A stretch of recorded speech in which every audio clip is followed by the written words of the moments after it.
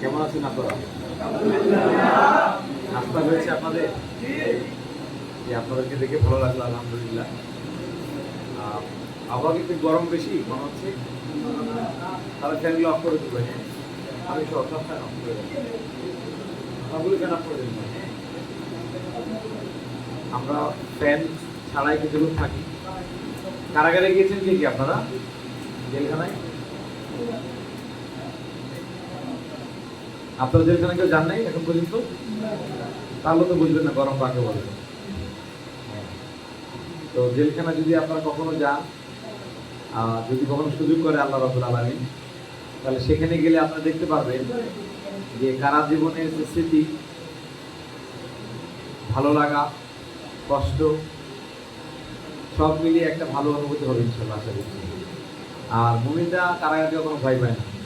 এই জন্য বললাম যে আজকে যে আমরা শব্দ ইউজ করি,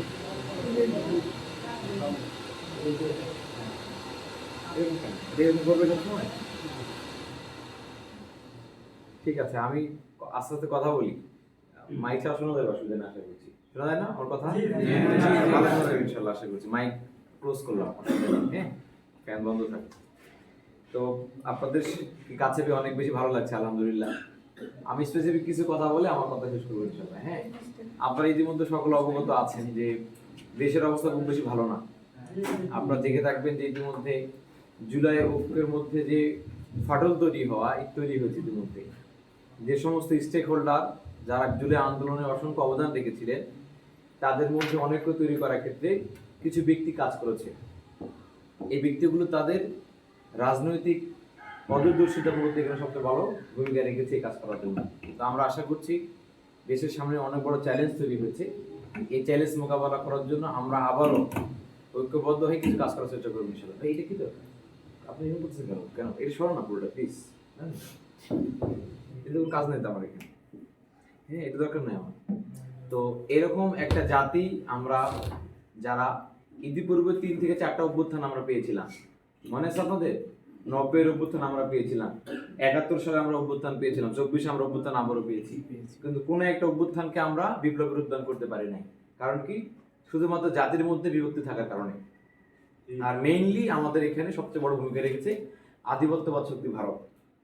যারাই অভ্যুত্থান পরবর্তী সময়ে ভালো কিছু করার সম্ভাবনা রয়েছে, এরা সঙ্গে সঙ্গে এখানে এসে আমাদের সকল সম্ভাবনাকে তারা গুড়িয়ে দিয়েছে। বুঝতে পেরেছেন? আবারও আমরা এখনো দেখতে পাচ্ছি যারা ইতিমধ্যে জুলাই ঐক্যের মধ্যে ফাটল তৈরি করেছে বা কথা বলছে, তারা সেই আধিপত্যবাদ ভারতের সঙ্গে তারা চলাচল করছে। 1971-এ দেশ স্বাধীন হওয়ার পরেও দেখবেন কয়েক বছরের মধ্যে বাকশাল কায়েম করার মাধ্যমে এবং একতন্ত্র কায়েম করার মাধ্যমে, স্বৈরতন্ত্র কায়েম করার মাধ্যমে এদেশের জনগণের ভোটাধিকার কেড়ে নেওয়া হয়েছিল। শুধু তাই না, এই জনগণের উন্নতি অগ্রযাত্রা পথটাকে সেটাকে বন্ধ করে দেওয়া হয়েছিল ব্রাজিল। যার ফলে আমরা জাতি হিসেবে আর লম্বা সময় খুব বেশি আগাতে পারিনি।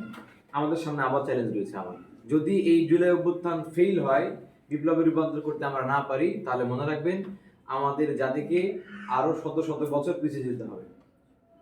এই জাতিকে উন্নত হওয়া আর কোনো সুযোগ নাই। আবার হয়তোবা দিল্লির দাসত্ব আমাদের করতে হতে পারে, কারণ আমাদের দেশে যারা রাজনীতি করে তারা দেশকে ভালোবাসে না, ভালোবাসে নিজের স্বার্থ। নিজের দলের কারণে, ব্যক্তির আখের গোছানোর কারণে মূল দেশে আছে এই অবস্থা হচ্ছে আমাদের। এই জন্য ইসলামী ছাত্র শিবিরের প্রত্যেক কর্মী তার জায়গা থেকে জাতীয় ঐক্য তৈরির জন্য কাজ করবে ইনশাআল্লাহ। যারা এই আন্দোলনকে ভালোবাসে, যারা দেশকে ভালোবাসে, দেশের মানুষকে ভালোবাসে, তাদের জন্য ইসলামী ছাত্র শিবির কাজ করে যাবে ইনশাআল্লাহ। আমি অনুরোধ করবো আপনার ক্যামেরাগুলো অফ করুন সবার আগে। এই দায়িত্ব আপনাদের না, এখানে ক্যামেরা আছে, আপনারা ক্যামেরাগুলো অফ করেন প্লিজ। যারা ক্যামেরা অন করে আছে, যে আপনারা পিছন থেকে ক্যামেরাগুলো অফ করেন প্লিজ, তাহলে আমি বক্তব্য দিব। হ্যাঁ, এই দায়িত্ব আপনাদের না। আপনাদের বক্তব্য আছে, ক্যাপশন আমার কথা। ফেসবুকে আপনাদেরকে বক্তব্য পোস্ট করার জন্য কর্মী বানানো হয় না শিবির। ফেসবুকে পোস্ট করার জন্য শিবিরের প্রচার বিভাগ আছে, আমি প্রচার সম্পাদক কেন্দ্রের, এই দায়িত্ব আমার। আমি ফেসবুকে পোস্ট করবো, অফিসিয়ালি পোস্ট করবো, প্ল্যাটফর্মে পোস্ট করবো আমি। আপনারা যদি পৃথিবীর সকল বিষয়ে পোস্ট করতে যান, তাহলে তো এই কাজটা আপনার না। আপনার কাজ পড়াশোনা করা, আপনার কাজ দাওয়াতি কাজ করা, আপনার কাজ কোয়ালিফাইড বানানো, আপনার কাজ সাংগঠনিক কাজ করে বেশি বেশি করে। বুঝতে পেরেছেন? নিজেকে ভালো জায়গায় নিয়ে আসে, এটা আপনার কাজ। এখন যদি সবাই ফেসবুক নিয়ে পড়ে থাকেন, তার নিজেকে আর সামনে খুব বেশি মেলে ধরতে আপনি পারবেন না। মির্জা ফখরুল ইসলাম সাহেব উনি বলেছিলেন এক সময় যে আমি তো মাঝখানে ফেসবুকে চালাই না। দেশ চালান কিনা ওনারা, দেশ কিন্তু ওনারা চালান, ওনারা ফেসবুকে চালান না অনেক সময়, বুঝতে পারতেছেন? বড় বড় পলিটিশিয়ান পার্টি যারা রয়েছে, পলিটিক্যাল পার্টি, দেখবেন তারা মেসেজ পত্রিকা পড়ে শুধুমাত্র, সকল পত্রিকা তারা প্রতিদিন পড়ে, কিন্তু আমাদের মধ্যে ফেসবুক টেসবুকগুলো চালায় না তারা, কিন্তু তারা পুরোটা দেশ চালায়। শুধুমাত্র ফেসবুকের মধ্যে সকল জ্ঞান থাকে না, ফেসবুকের মধ্যে মিথ্যা, সত্য, অশ্লীল অনেক কিছু থাকে সেখানে। এই জন্য স্মার্টলি এটা ইউজ করতে না পারলে আমাদের ব্রেনের অপচয় হবে, শক্তির অপচয় হবে, এবং আস্তে আস্তে আমাদের দুর্বল হয়ে যাবে। এই জন্য আমাদের সবসময় ফেসবুক নির্ভর হওয়া যাবে না, বুঝতে পেরেছেন? আসেন, আমি প্রথমে আপনাদের উদ্দেশ্যে কিছু প্রশ্নের উত্তর আপনারা চেয়েছেন, আমি উত্তরগুলো দিব, এরপরে আমি আমার আলোচনা করবো ইনশাআল্লাহ, ঠিক আছে? দেখেন, একজন ভাই প্রথমে বলেছেন কিছু সমর্থকের পারিবারিক সমস্যা হয়, এই ক্ষেত্রে আমরা কি করব? পৃথিবীতে প্রত্যেক মানুষ সমস্যা নিয়ে জন্ম হয়েছে। আল্লাহ রাব্বুল আলামিন মানুষকে সমস্যা দিয়ে তৈরি করেছেন, যাতে করে মানুষ আল্লাহ দিকে বারবার ফিরে আসে, বুঝতে পারতেছেন? আল্লাহ আপনার জীবন অনেকগুলো প্রবলেমস দিবে, অনেকগুলো ক্লাইমেটস দিবে, সমস্যা দিবে, so that you can come back to Allah, আপনি আল্লাহর দিকে যেন ফিরে আসেন, আল্লাহর প্ল্যান এটা নীতিমালা। এটাই, এই সমস্যাগুলো সবগুলো হয়তো বা ছাত্র শিবির সমস্যা, সকল সমস্যা সমাধান করতে পারবে না, ছাত্র শিবির সক্ষমতা সেগুলো নাই, কিন্তু কোনটা আমরা পাবো? যেমন একজন শিক্ষার্থী, তিনি স্কুলে ভর্তি হতে পারছেন না, অথবা তিনি স্কুলে ভর্তি হয়েছেন, বেতন দিতে সমস্যা হয়, প্রাইভেট টিউশনে করার টাকা তার কাছে নেই, অথবা তাকে নতুন বই কিনে দেওয়া প্রয়োজন, তাকে ব্যাগ কিনে দেওয়া প্রয়োজন, এরকম ছাত্রকেন্দ্রিক যে সমস্যাগুলো আছে, ছাত্র শিবির সেই সমস্যাগুলো সমাধান করতে পারে। এরকম যদি কোনো সমস্যা থাকে, তাকে শিক্ষা বৃত্তি প্রদান করা উচিত আমাদের, তাকে আমাদের সহযোগিতা করা প্রয়োজন। আপনারা দয়া করে জেলা সভাপতি ভাইয়ের সাথে অথবা থানা সভাপতির সাথে আপনারা যোগাযোগ করবেন, থানা সভাপতির মাধ্যমে জেলা থেকে ইনশাআল্লাহ আমরা হেল্প করার চেষ্টা করবো, বুঝতে পেরেছেন? আর এরকম যদি হয় যে পারিবারিক অনেক বড় সমস্যা, অনেক ঋণের মধ্যে পড়ে গেছেন, সমস্যাগুলো সমাধানের মধ্যে আছেন, সেক্ষেত্রে আমরা চেষ্টা করবো অন্য জায়গা থেকে আপনাদের সহযোগিতা করার জন্য, যাতে করে তিনি পারিবারিকভাবে স্থায়ী একটা আয়ের ব্যবস্থা করতে পারেন। এই জন্য তার পারিবারিকভাবে তার বাবাকে অথবা তার ভাইকে কোনো দোকান করে দেওয়া, অথবা অটো রিক্সা কিনে দেওয়া, চলার মাধ্যমে তিনি সমস্যার সমাধান করতে পারবেন, এরকম কিছু সুযোগ আমরা বিভিন্ন জায়গা থেকে করে দিতে চেষ্টা করে থাকবো। তবে এটা আমাদের দায়িত্বের মধ্যে খুব বেশি পড়ে না, তবে আমরা চেষ্টা করবো, যদি আমরা পারি তাহলে এমন ভাইদেরকে ইনশাল্লাহ আমরা সহযোগিতা করতে পারবো। সেটাই আপনার জেলাতে আমরা মেসেজ দিবেন, জেলার মাধ্যমে বিভিন্ন আমাদের ফান্ড রয়েছে, বৃহত্তর সংগঠনের ফান্ড রয়েছে, সেখান থেকে আমরা আপনাদেরকে হেল্প করতে পারি, বুঝতে পেরেছেন ভাই? এই কাজগুলোতে মূলত আমরা ছাত্র কল্যাণকে নিয়ে যতগুলো সমস্যা আছে এগুলো নিয়ে কাজ করে থাকি। যেমন আমি সিম্পলি আপনাদেরকে বলি, এই ঢাকা বিশ্ববিদ্যালয়ে পানির ফিল্টার শিবির দিয়েছে, আপনি দেখেছেন? ঠান্ডা পানির ফিল্টার শিবির দিয়েছে, কারণ কি গরমের সময় কষ্ট হয়ে যায়, ওই জন্য ছাত্র শিবির পানির ফিল্টার দিয়েছে, যাতে করে শত শত শিক্ষার্থী সেখান থেকে পানি পান করে তারা প্রশান্তি লাভ করতে পারে। এটা একটা আমাদের দায়িত্বের মধ্যে পড়ে। ক্যাম্পাসের মধ্যে নামাজের জায়গা নেই, খেলাধুলার মাঠ নেই, বুঝতে পারতেছেন? ক্লাসের মধ্যে ফ্যান নেই, ওয়াশরুমটা পরিষ্কার পরিচ্ছন্ন না, শিবির এগুলো নিয়ে আন্দোলন করবে, শিবির এগুলো নিয়ে কাজ করবে, ছাত্রদের সকল সমস্যাগুলো ছাত্র শিবির সমাধানের জন্য শিবির কাজ করে থাকে। এই কাজটা মূলত আমাদের দায়িত্ব। এই কেন্দ্রে যতগুলো সমস্যা আছে সেগুলো আপনারা আমি স্কুল ভিত্তিক, প্রতিষ্ঠান ভিত্তিক, কলেজ ভিত্তিক আপনারা অ্যাড্রেস করে দিলে আমরা সেগুলো নিয়ে কাজ করার চেষ্টা করবো ইনশাআল্লাহ। এগুলো আমাদের ছাত্র শিবির 4 নম্বর দফা আছে, ইসলামী শিক্ষা আন্দোলন ও ছাত্র সমস্যার সমাধান, দফার নাম আমাদের। এই ভিত্তিতে আমরা কাজগুলো সেখানে করে থাকি, বুঝতে পেরেছেন? আর আমাদের এই আন্দোলনের সবচেয়ে বড় কাজ হলো শিক্ষা সংস্কার আন্দোলন। ছাত্র শিবির চায় এমন একটা শিক্ষা ব্যবস্থা তৈরি করতে, যার মাধ্যমে এদেশের প্রত্যেকটা শিক্ষার্থী একজন সৎ, দক্ষ, দেশপ্রেমিক, নৈতিকতা সমৃদ্ধ মানুষ হিসেবে গড়ে উঠবে, বুঝতে পেরেছেন? আমরা এমন একটা সভ্যতার স্বপ্ন দেখি যে সভ্যতার ভিত্তি হবে ন্যায় এবং ইনসাফ, যে সভ্যতার প্রতিটি মানুষ হবে সৎ, দক্ষ এবং দেশপ্রেমিক। আমরা এমন সভ্যতা তৈরি করতে চাই যার বেসমেন্ট হলো শিক্ষা ব্যবস্থা। কিন্তু আপনি এখন দেখে থাকবেন আপনার স্কুলে তো আপনি পড়ানো হয় না, আপনাকে ধর্মীয় শিক্ষা দেওয়া হয় না। আপনি হিন্দু যদি হয়ে থাকেন তাহলে দেখবেন যে আপনার এখানে ধর্মীয় শিক্ষার কোনো সুযোগ নাই। আপনি মুসলিম হলে আপনার ধর্মীয় শিক্ষার কোনো এখানে সুযোগ আপনাকে দেওয়া হচ্ছে না। ধর্মীয় জ্ঞান ব্যতীত, কোরআনের জ্ঞান ব্যতীত অথবা আদর্শিক জ্ঞান ব্যতীত কোনো জাতি কখনো আদর্শিক হিসেবে গড়ে উঠতে পারে সুযোগ নেই। এই জন্য আমরা এটা নিয়ে মূলত বেশি কাজ করে থাকি। এরপর আসেন, শিবিরের নেতারা কেন ত্যাগী এবং আদর্শিক হয়? দেখুন, ছাত্র শিবিরের জন্ম হয়েছে এদেশে একটা ক্রাইসিস মোমেন্টে, 1977 দাঁড়াপড়া না। ছাত্র শিবির জন্ম হয়েছে কেন? এই জাতির স্পেসিফিক একটা প্রয়োজনীয় তৈরি হয়েছে। আমরা দেখেছি বিশ্ববিদ্যালয়গুলোতে শিক্ষার্থীরা সন্ত্রাসী কর্মকাণ্ডে লিপ্ত ছিল, মাদক, অশ্লীল কার্যক্রমে তারা তাদের চরিত্রকে নষ্ট করে ফেলছিল। এমন অবস্থায় জাতির ঐতিহাসিক প্রয়োজনে ঢাকা বিশ্ববিদ্যালয় কেন্দ্রীয় মসজিদে শিবির তৈরি হয়েছিল। শিবিরের উদ্দেশ্য ছিল যে আমরা এমন একটি জাতি বা সমাজ উপহার দেব যে সমাজের মাধ্যমে পুরো দেশ উন্নত হবে, পুরো বিশ্বে ইসলাম ছড়িয়ে পড়বে। এই প্ল্যান নিয়ে আমরা তৈরি করছি। শিবিরের উদ্দেশ্য হচ্ছে সকলকে নিয়ে ভালো থাকা, নিজে ভালো থাকা নয়, সবাইকে ভালো বানানোর চেষ্টা করা। আপনারা দেখে থাকবেন যে ছেলেটি কোরআন পড়তে পারে না, ছাত্র শিবির তাকে কোরআন শিক্ষা দেওয়ার চেষ্টা করে, কোরআন শিখায় শিবির। হ্যাঁ, আমরা যদি আজকে শিবির না করতাম হয়তো আমি কোরআন পড়তে পারতাম না, কারণ আমি কখনো মাদ্রাসায় পড়ি নাই, স্কুলে পড়েছি আমরা। তো ছাত্র শিবির চেষ্টা করেছে একজন শিক্ষার্থীকে কোনটি ভালো, কোনটি মন্দ, কোনটি হালাল, কোনটি হারাম এই জ্ঞান দেওয়ার জন্য। আর এই নির্দেশনা শিবির পেয়েছে কার কাছ থেকে? আল্লাহ রাব্বুল আলামিন এই কাজ আমাদেরকে দিয়ে, ওয়াজাহিদু ফিল্লাহি হাক্কা জিহাদিহি ওয়াস্তাবাকুম ওমা জাআল আলাইকুম ফিদ দীনি মিন হারজ। তোমরা আল্লাহর পথে কাজ করো, কাজ করার মতো করেই কাজ করো। আর দিনের ব্যাপারে কোনো সংকীর্ণতা আল্লাহ তোমাদেরকে চাপিয়ে দেয় নাই। আর আমরা মনে করি আল্লাহ আমাদের প্রভু, তিনি আমাদের জন্য যা নির্দেশ দিয়েছেন আমাদের ফরজ, এই ফরজ বিধানকে মেনে নিয়ে শিবিরের কাজগুলো করে থাকি। আর আমরা দুনিয়াতে কারো কাছে পুরস্কার প্রত্যাশা করি আমরা করি না। আমরা চাই আল্লাহ আমাদেরকে পুরস্কৃত করবেন ইনশাআল্লাহ। এই জন্য আমরা ত্যাগী হতে পারি। বুঝতে পেরেছেন? যারা মানুষের কাছে প্রত্যাশা রাখে না, আমরা বলেছি কোনো নিন্দাবাদ, কোনো প্রশংসা অথবা কোনো পুরস্কারের প্রত্যাশা শিবির কারো কাছে করবে না। শিবির শুধুমাত্র কাজ করবে আল্লাহ রাব্বুল আলামিনের কাছে পুরস্কার পাওয়ার জন্য। এই জন্য আমাদের দেখবেন ছাত্র শিবিরের কর্মীদের ভিতরে কোনো ধরনের টাকা ইনকাম করার ইচ্ছা নাই খুব বেশি। চাঁদাবাজি করতে হয় না এই জন্য আমাদেরকে, টেন্ডারবাজি করতে হয় না এই জন্য আমাদেরকে। কারণ পৃথিবীতে আমরা অল্পে তুষ্ট থেকে আল্লাহর কাছ থেকে পুরস্কার প্রত্যাশা আমরা করি। আমরা সে জান্নাত চাই, যে জান্নাতের কথা মানুষ কোনোদিন চোখ দিয়েও দেখেনি, কান দিয়ে শোনেনি, এবং সেই জ্ঞান দেওয়া হয় না যে সেটা চিন্তা করতে পারবে। বুঝতে পারছেন? এমন জান্নাত, এরকম সুন্দর জিনিসকে মানুষকে জ্ঞান দেওয়া হয় নাই যে চিন্তা করতে পারবে। এরকম জান্নাতের প্রত্যাশা যদি আমরা করি, কাজে ত্যাগ এবং স্যাক্রিফাইস আমরা এই জন্য করতে পারি যে এই তো মারা যাবো কয়দিন পরে। এমন হতে পারে আমি প্রোগ্রাম বক্তব্য শেষ করে যাচ্ছি, রাস্তাঘাটে অ্যাক্সিডেন্ট করে মারা গেছে গাড়ি করে, হতে পারে না? আমার জীবন তো শেষ। এমন হতে পারে আপনি বাসায় আমরা এখান থেকে চলে গেছি, কে এখন কি মারা যাবো, পুকুরে ডুবে হতে পারে, গোসল করতে, ঠিক লাইফ শেষ। এই জন্য আমার লাইফে জানি কি হবে, আমি জানি আমি অনার্সে পড়াশোনা করি, কিন্তু আমি সার্টিফিকেট পাবো না কালকে। সার্টিফিকেট যেদিন পাবো সেদিন আগের দিনে মারা যেতে পারে রাতের বেলা, আমি আমার হায়াত তো শেষ। কাজে আমি চিন্তা করি আমি মারা যাওয়ার পরে আমার লাইফটা কি হবে। এই পরকাল বেস আমাদের আন্দোলন হতে ছাত্র শিবিরের কর্মীরা পৃথিবীর সকল ভোগ বিলাস থেকে দূরে থেকে আল্লাহর কাছে পুরস্কার প্রত্যাশা করে তারা ত্যাগী বা স্যাক্রিফাইস হিসেবে গড়ে ওঠে আস্তে আস্তে। শিবিরের প্ল্যান হচ্ছে এটা। বুঝতে পেরেছেন?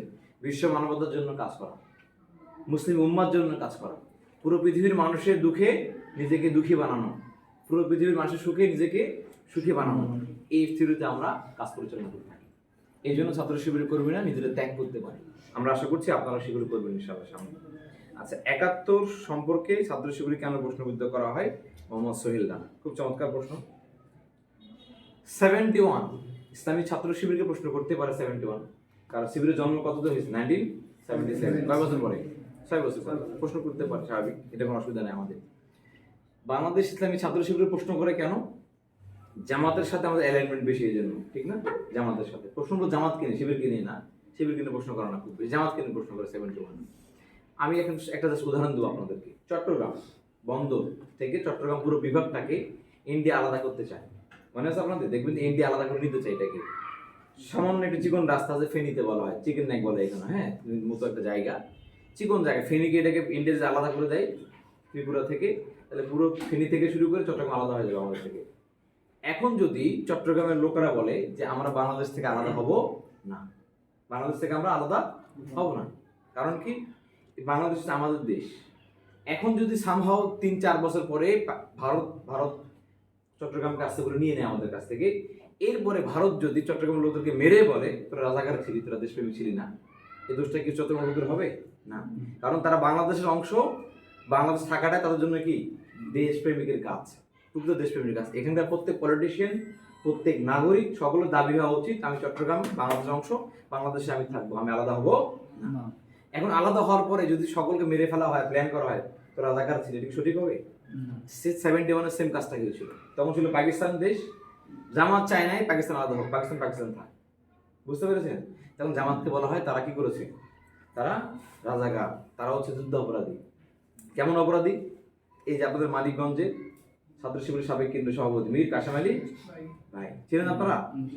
ছাত্র শিবিরের বাংলাদেশের অন্যতম বিজনেস ম্যাগনেট, একজন সফল উদ্যোক্তা, যিনি দেশকে বড় জায়গায় স্বপ্ন দেখতেন। ইবনে সিনা ইসলামী ব্যাংক থেকে শুরু করে কক্সবাজার থেকে শুরু করে সেন্ট মার্টিন পর্যন্ত যে ব্যবসা করা যায়, এই যে চিন্তা, সমুদ্র জাহাজ তৈরি করে, এগুলো তার মাথা থেকে সর্বগুণ এসেছে আর কি। ওনাকে মূলত শহীদ করা হয়েছে। এখন এটিএম আজহার ভাই নাম শুনছেন না আপনারা? জেলের মধ্যে আছেন, ছাত্র শিবিরের ঢাকা ইউনিভার্সিটির সাবেক সভাপতি। একটা উদাহরণ দিলে আপনারা বুঝতে পারবেন। এটিএম আজহার ভাই যে মামলা সাক্ষী দেওয়া হয়েছে, এই তিনি সাক্ষী দিয়েছেন এভাবে আদালতে যে আমি দেখেছি যে এটিএম আজহার তার এলাকাতে তিনি অসংখ্য বাড়ি ঘরে অগ্নিসংযোগ করেছেন, লুটপাট করেছেন এবং তিনি ধর্ষণ করেছেন, এবং আমি সেটা দেখেছি 3 কিলোমিটার দূর থেকে। কোথা থেকে? এই সাক্ষী দিয়ে তাকে ফাঁসি দেওয়া হয়েছে আজহার ভাই। পরবর্তীতে যাবজ্জীবন করা হয়েছে। এখন বিচারক সেজন্য মনির ভাই সরাসরি বলেছেন কথাগুলো, সরাসরি সাংবাদিকদের সামনে তিনি বলেছেন যে বিচারকের প্যানেলে যারা আছেন ট্রাইব্যুনালে তারা আশ্চর্য হয়ে গিয়েছেন এই 3 কিলোমিটার দূর থেকে দেখা সাক্ষীর উপর ভিত্তি করে একটা লোককে ফাঁসি দেওয়া হতে পারে। পৃথিবীতে কোনো রেকর্ড নেই এরকম। শুধু তাই না, যিনি সাক্ষী দিয়েছেন তিনি বলেছেন আমি এটিএম আজহারের বন্ধু ছিলাম, কিন্তু দেখা যায় তার কাগজপত্র ঘেটে যখন বের করা হয়েছে তখন দেখা গেল যে এটিএম আজহার ভাই যে কলেজে পড়াশোনা করেছেন সেই কলেজে পড়াশোনা করার 2 বছর পরে আজহার ভাই পড়াশোনা করে বের হয়ে আসছে, তার 2 বছর পরে এই লোকটা ভর্তি হয়েছে কলেজে গিয়ে। তিনি বলছেন আমি এটিএম আজহারের বন্ধু। বুঝতে পেরেছেন? এভাবে এর আগে যতগুলো সাক্ষী হয়েছে আপনার, এই কাশেম ভাইয়ের বিরুদ্ধে, মীর কাশেম আলী ভাইয়ের বিরুদ্ধে বলেন না কেন, শহীদ মতিউর রহমান নিজামীর বিরুদ্ধে বলেন না কেন, প্রত্যেক সাক্ষীরা এরকম বায়াস্ট, ভিত্তিহীন।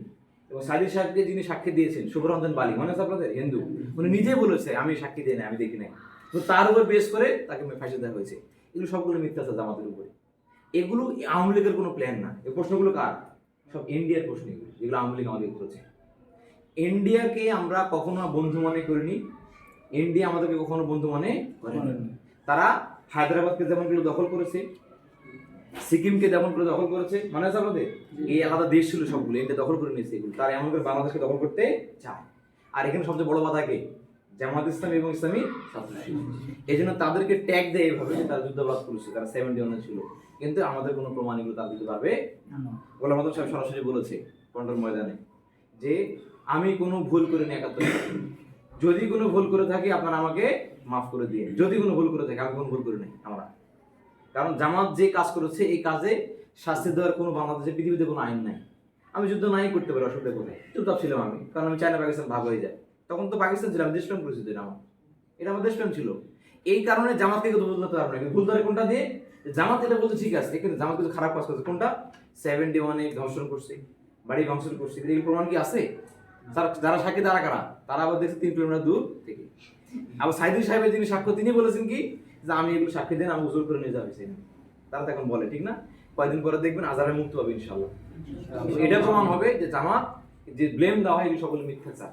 কারণ 71-এ আমরা ছিলাম সবচেয়ে দেশপ্রেমিক কান্ট্রি, এখন আমরা দেশপ্রেমিক। দেখবেন বিএমপি চাঁদাবাজি করে, লুটপাট করে, এনসিবি যে লোকজন আছে এখন, আসিফ থেকে শুরু করে মাহফুজ, এদের বিরুদ্ধে কোটি কোটি টাকা দুর্নীতি আছে এখন এই সমন্বয়কদের বিরুদ্ধে। বুঝতেছেন? নিয়োগ বাণিজ্য, চাঁদা বাণিজ্য সবগুলো আছে আমাদের বিরুদ্ধে আছে। দেখেন তো শিবিরের বিরুদ্ধে তার দেশপ্রেমিক কারা? যারা দেশের টাকা মেরে খায় তারা, নাকি যারা মারে না তারা? এই জন্য আমাদের কোনো দোষ পায় না। না আমরা টাকা লুটপাট করি না, আমরা চাঁদাবাজি করি না, আমরা ধর্ষণও করি না, আমরা বাটপাড়ি করি না, দোষ তো পাই না। পাইতে কোনটা? তখন 71 সাল লাগাই দেয় আমাদের পিছনে। কিন্তু এখানে আমাদের কোনো দোষ এখানে মনে রাখতে হবে। নবী করিম সাল্লাল্লাহু আলাইহি সাল্লামকে যখন তিনি বললেন যে আমি আল্লাহ রাসূল, আমি রাসূল, তোমরা আমাকে আনুগত্য করো, তোমরা আল্লাহর আনুগত্য করো, তখন কাফেররা বলা শুরু করেছিল যদি সত্যি নবী হয়ে থাকো তাহলে তুমি একটা কাজ করো, এই 4টাকে তুমি দ্বিখণ্ডিত করে দাও, পারো কিনা? তখন তিনি আল্লাহর কাছে দোয়া করলেন, আল্লাহ 4টাকে আমি দ্বিখণ্ডিত করে দেন। তখন তার যখন দ্বিখণ্ডিত হয়ে গেল তখন কাফেররা বলা শুরু করলো মোহাম্মদের জাদুকর। এরপরে বললো মোহাম্মদ তাহলে তুমি কাজ করো, তাহলে তুমি আল্লাহ তুমি কিছু ভালো ভালো আয়াত নিয়ে আসো কোরআনে, তুমি যে নবী বলছো, আল্লাহ আয়াত নাযিল করছে, তিনি শোনাচ্ছেন চমৎকার করে। কাফেররা শুনে তো আশ্চর্য হয়ে গেল, এত চমৎকার কথাবার্তা, এটা তো মানুষের দ্বারা বানানো সম্ভব না। তখন তারা কি বললো, মোহাম্মদ তুমি একটা কবি, তুমি কবিতা লিখে নিয়ে আসো। আল্লাহ রাসূলকে তারা এইভাবে ব্লেম দিয়েছে, কখনো কবি, কখনো জাদুকর, কখনো পাগল, এগুলো বলতে পারে। তাহলে আপনাকে আমাকে রাজাকার কেন বলবেন মানুষ? যদি আপনি আল্লাহ রাসূলের প্রকৃত কাজ করে থাকেন তাহলে কিয়ামত পর্যন্ত আপনার ব্লেম আসবে, ব্লেম দিবে, এটা আপনাকে মেনে নিয়ে কাজ করতে হবে আপনাকে। শত্রু ইসলামের ছিল, ইসলামের থাকবে, তার জন্য জাহান্নাম বরাদ্দ, আমার জন্য কোনটা? এই জন্য আপনার উপর ব্লেম আসবে আজীবন। ইমাম তাইমিয়া বলেছেন একটা কথা, ইমাম ইবনে তাইমিয়া রাহিমাহুল্লাহ, তিনি একটা কথা বলেছেন। তিনি বলেছেন যদি পৃথিবীতে তোমরা কোন ইসলামী দল চিনতে না পারো তাহলে তাকায় দেখো সেই দলের দিকে যে দলের উপরে কাফের মুশরিকরা এবং ইসলামী শত্রুরা বেশি বেশি আক্রমণ করে, সেটা হচ্ছে ইসলামী দল। কারণ তোমরা ইসলাম চিনতে ভুল করলেও শয়তান কখনো ভুল করতে পারে না। বুঝতে পেরেছেন? এটা হলো কথা। আমাদের দেশে অসংখ্য ইজতেমা হয় না? লক্ষ লক্ষ মানুষ ইজতেমাতে আসে। ইজতেমা কোনো বাধা দেওয়া হয়েছে ইজতেমাতে? বাধা দেয়? তো বড় বড় ওরস হয়, মাজার শরীফে প্রোগ্রাম হয়, পীরের দরবার প্রোগ্রাম হয়, লক্ষ লক্ষ মানুষ যখন বাধা দিয়েছে। শিবিরে একটা প্রোগ্রাম আছে 500 জন নিয়ে, দেখবেন অবস্থা খারাপ। ঘোরা প্রোগ্রাম 10 জন মিলে করলো, গ্রেপ্তার করো। কারণ কি? নাশকতার ভোটে করতেছে। বুঝতেছেন কিনা? কারণ কি জানেন? তারা করে খেদমতের দিন, দিনের খেদমতের জন্য কাজ করে। আমরা করি ইকামতের দিন, দিন কায়েমের কাজ করি আমরা। এটার মধ্যে বহুত পার্থক্য রয়েছে। দিনের খেদমত অবশ্যই গুরুত্বপূর্ণ কাজ, মসজিদ বানানো, মসজিদ যায় কবরস্থান বানানো, মসজিদে খেদমত করা ভালো কাজ। কিন্তু এই দিয়ে ইসলামিক রেভলিউশন হবে না, সমাজে বিপ্লব হবে না। বিপ্লব কাজে কি? আমাদের দিনতে বিপ্লব হবে। এই কাজটা মূলত আমরা করি। এই জন্য আমাদের 5 জন কর্মীকে তারা বেশি ভয় পায়, 10 জন কর্মীকে তারা 100 জনের চেয়ে অনেক বেশি ভয় পায়। বাংলাদেশে প্রত্যেক বছর ইজতেমা হয়েছে, কখনো বন্ধ হয় নাই। কিন্তু শিবির সদস্য সংগ্রাম 2009 সালের পর থেকে এখন বন্ধ করতে পারে না। এবার কোন করলো 22 সালে, দেখছেন কিনা আপনারা সদস্য সংগ্রাম? শিবির 2009 সালের পর থেকে এখন পর্যন্ত কোনো প্রোগ্রাম বড় সম্মেলন করতে পারে না ঢাকাতে। এবার প্রথম করে 22 সালে, জুলাই অভ্যুত্থান পরবর্তী সময় শিবিরকে 6000-5000 লোককে তারা ভয় পায় শিবিরে, কিন্তু লক্ষ লক্ষ লোককে তারা কখনো ভয় পায় না। কিন্তু পার্থক্য এখানে আমাদের কাছে, কারণ আমরা এক্স্যাক্টলি আল্লাহ রাসূলকে ফলো করে কাজ করার চেষ্টা করি। আল্লাহ রাসূল যেমন লোক তৈরি করেছিল, মনে আছে আপনাদের? লোক তৈরি প্রক্রিয়া আল্লাহ রাসূলের তাকে দেখবেন। আল্লাহ রাসূলের সবচেয়ে বড় ব্যবসায়ী আব্দুর রহমান ইবনে আউফ, ওসমান রাদিয়াল্লাহু আনহু তার সাহাবী ছিলেন। সবচেয়ে ভালো কবিতা লিখতেন হাসান বিন সাবিত, তার সাহাবী ছিলেন। মনে আছে আপনাদের? নাম তারপরে জানা না, মনে পড়াশোনা করতে হবে। এরপরে দেখেন সবচেয়ে বুদ্ধিমান সাহাবী হযরত আলী, সালমান ফারসি ওনার সাহাবী ছিলেন। সবচেয়ে ভালো শিক্ষক আমর ইবনে আস, আব্দুল্লাহ ইবনে মাসউদ, বড় বড় সাহাবীরা ওনার সাহাবী ছিলেন। শুধু তাই না, মক্কার সবচেয়ে পাওয়ারফুল ব্যক্তি দুজন ছিলেন, একজন আবু জাহেল, একজন ওমর। ওমর তার সাহাবী ছিলেন। বুঝতে পারতেছেন? এই কোয়ালিফাইড লোকদেরকে নিয়ে আল্লাহ রাসূল ইসলাম চালিয়েছিলেন। এই জন্য কম সময় পালন হয়েছে ইসলাম। তা বুঝেছি। এই জন্য আপনাকে এরকম কাজ পাওয়ারফুল হতে হবে। এর পাওয়ারফুল না হওয়া পর্যন্ত আপনার এগেইনস্ট এগুলো কোনো বন্ধ করবে না।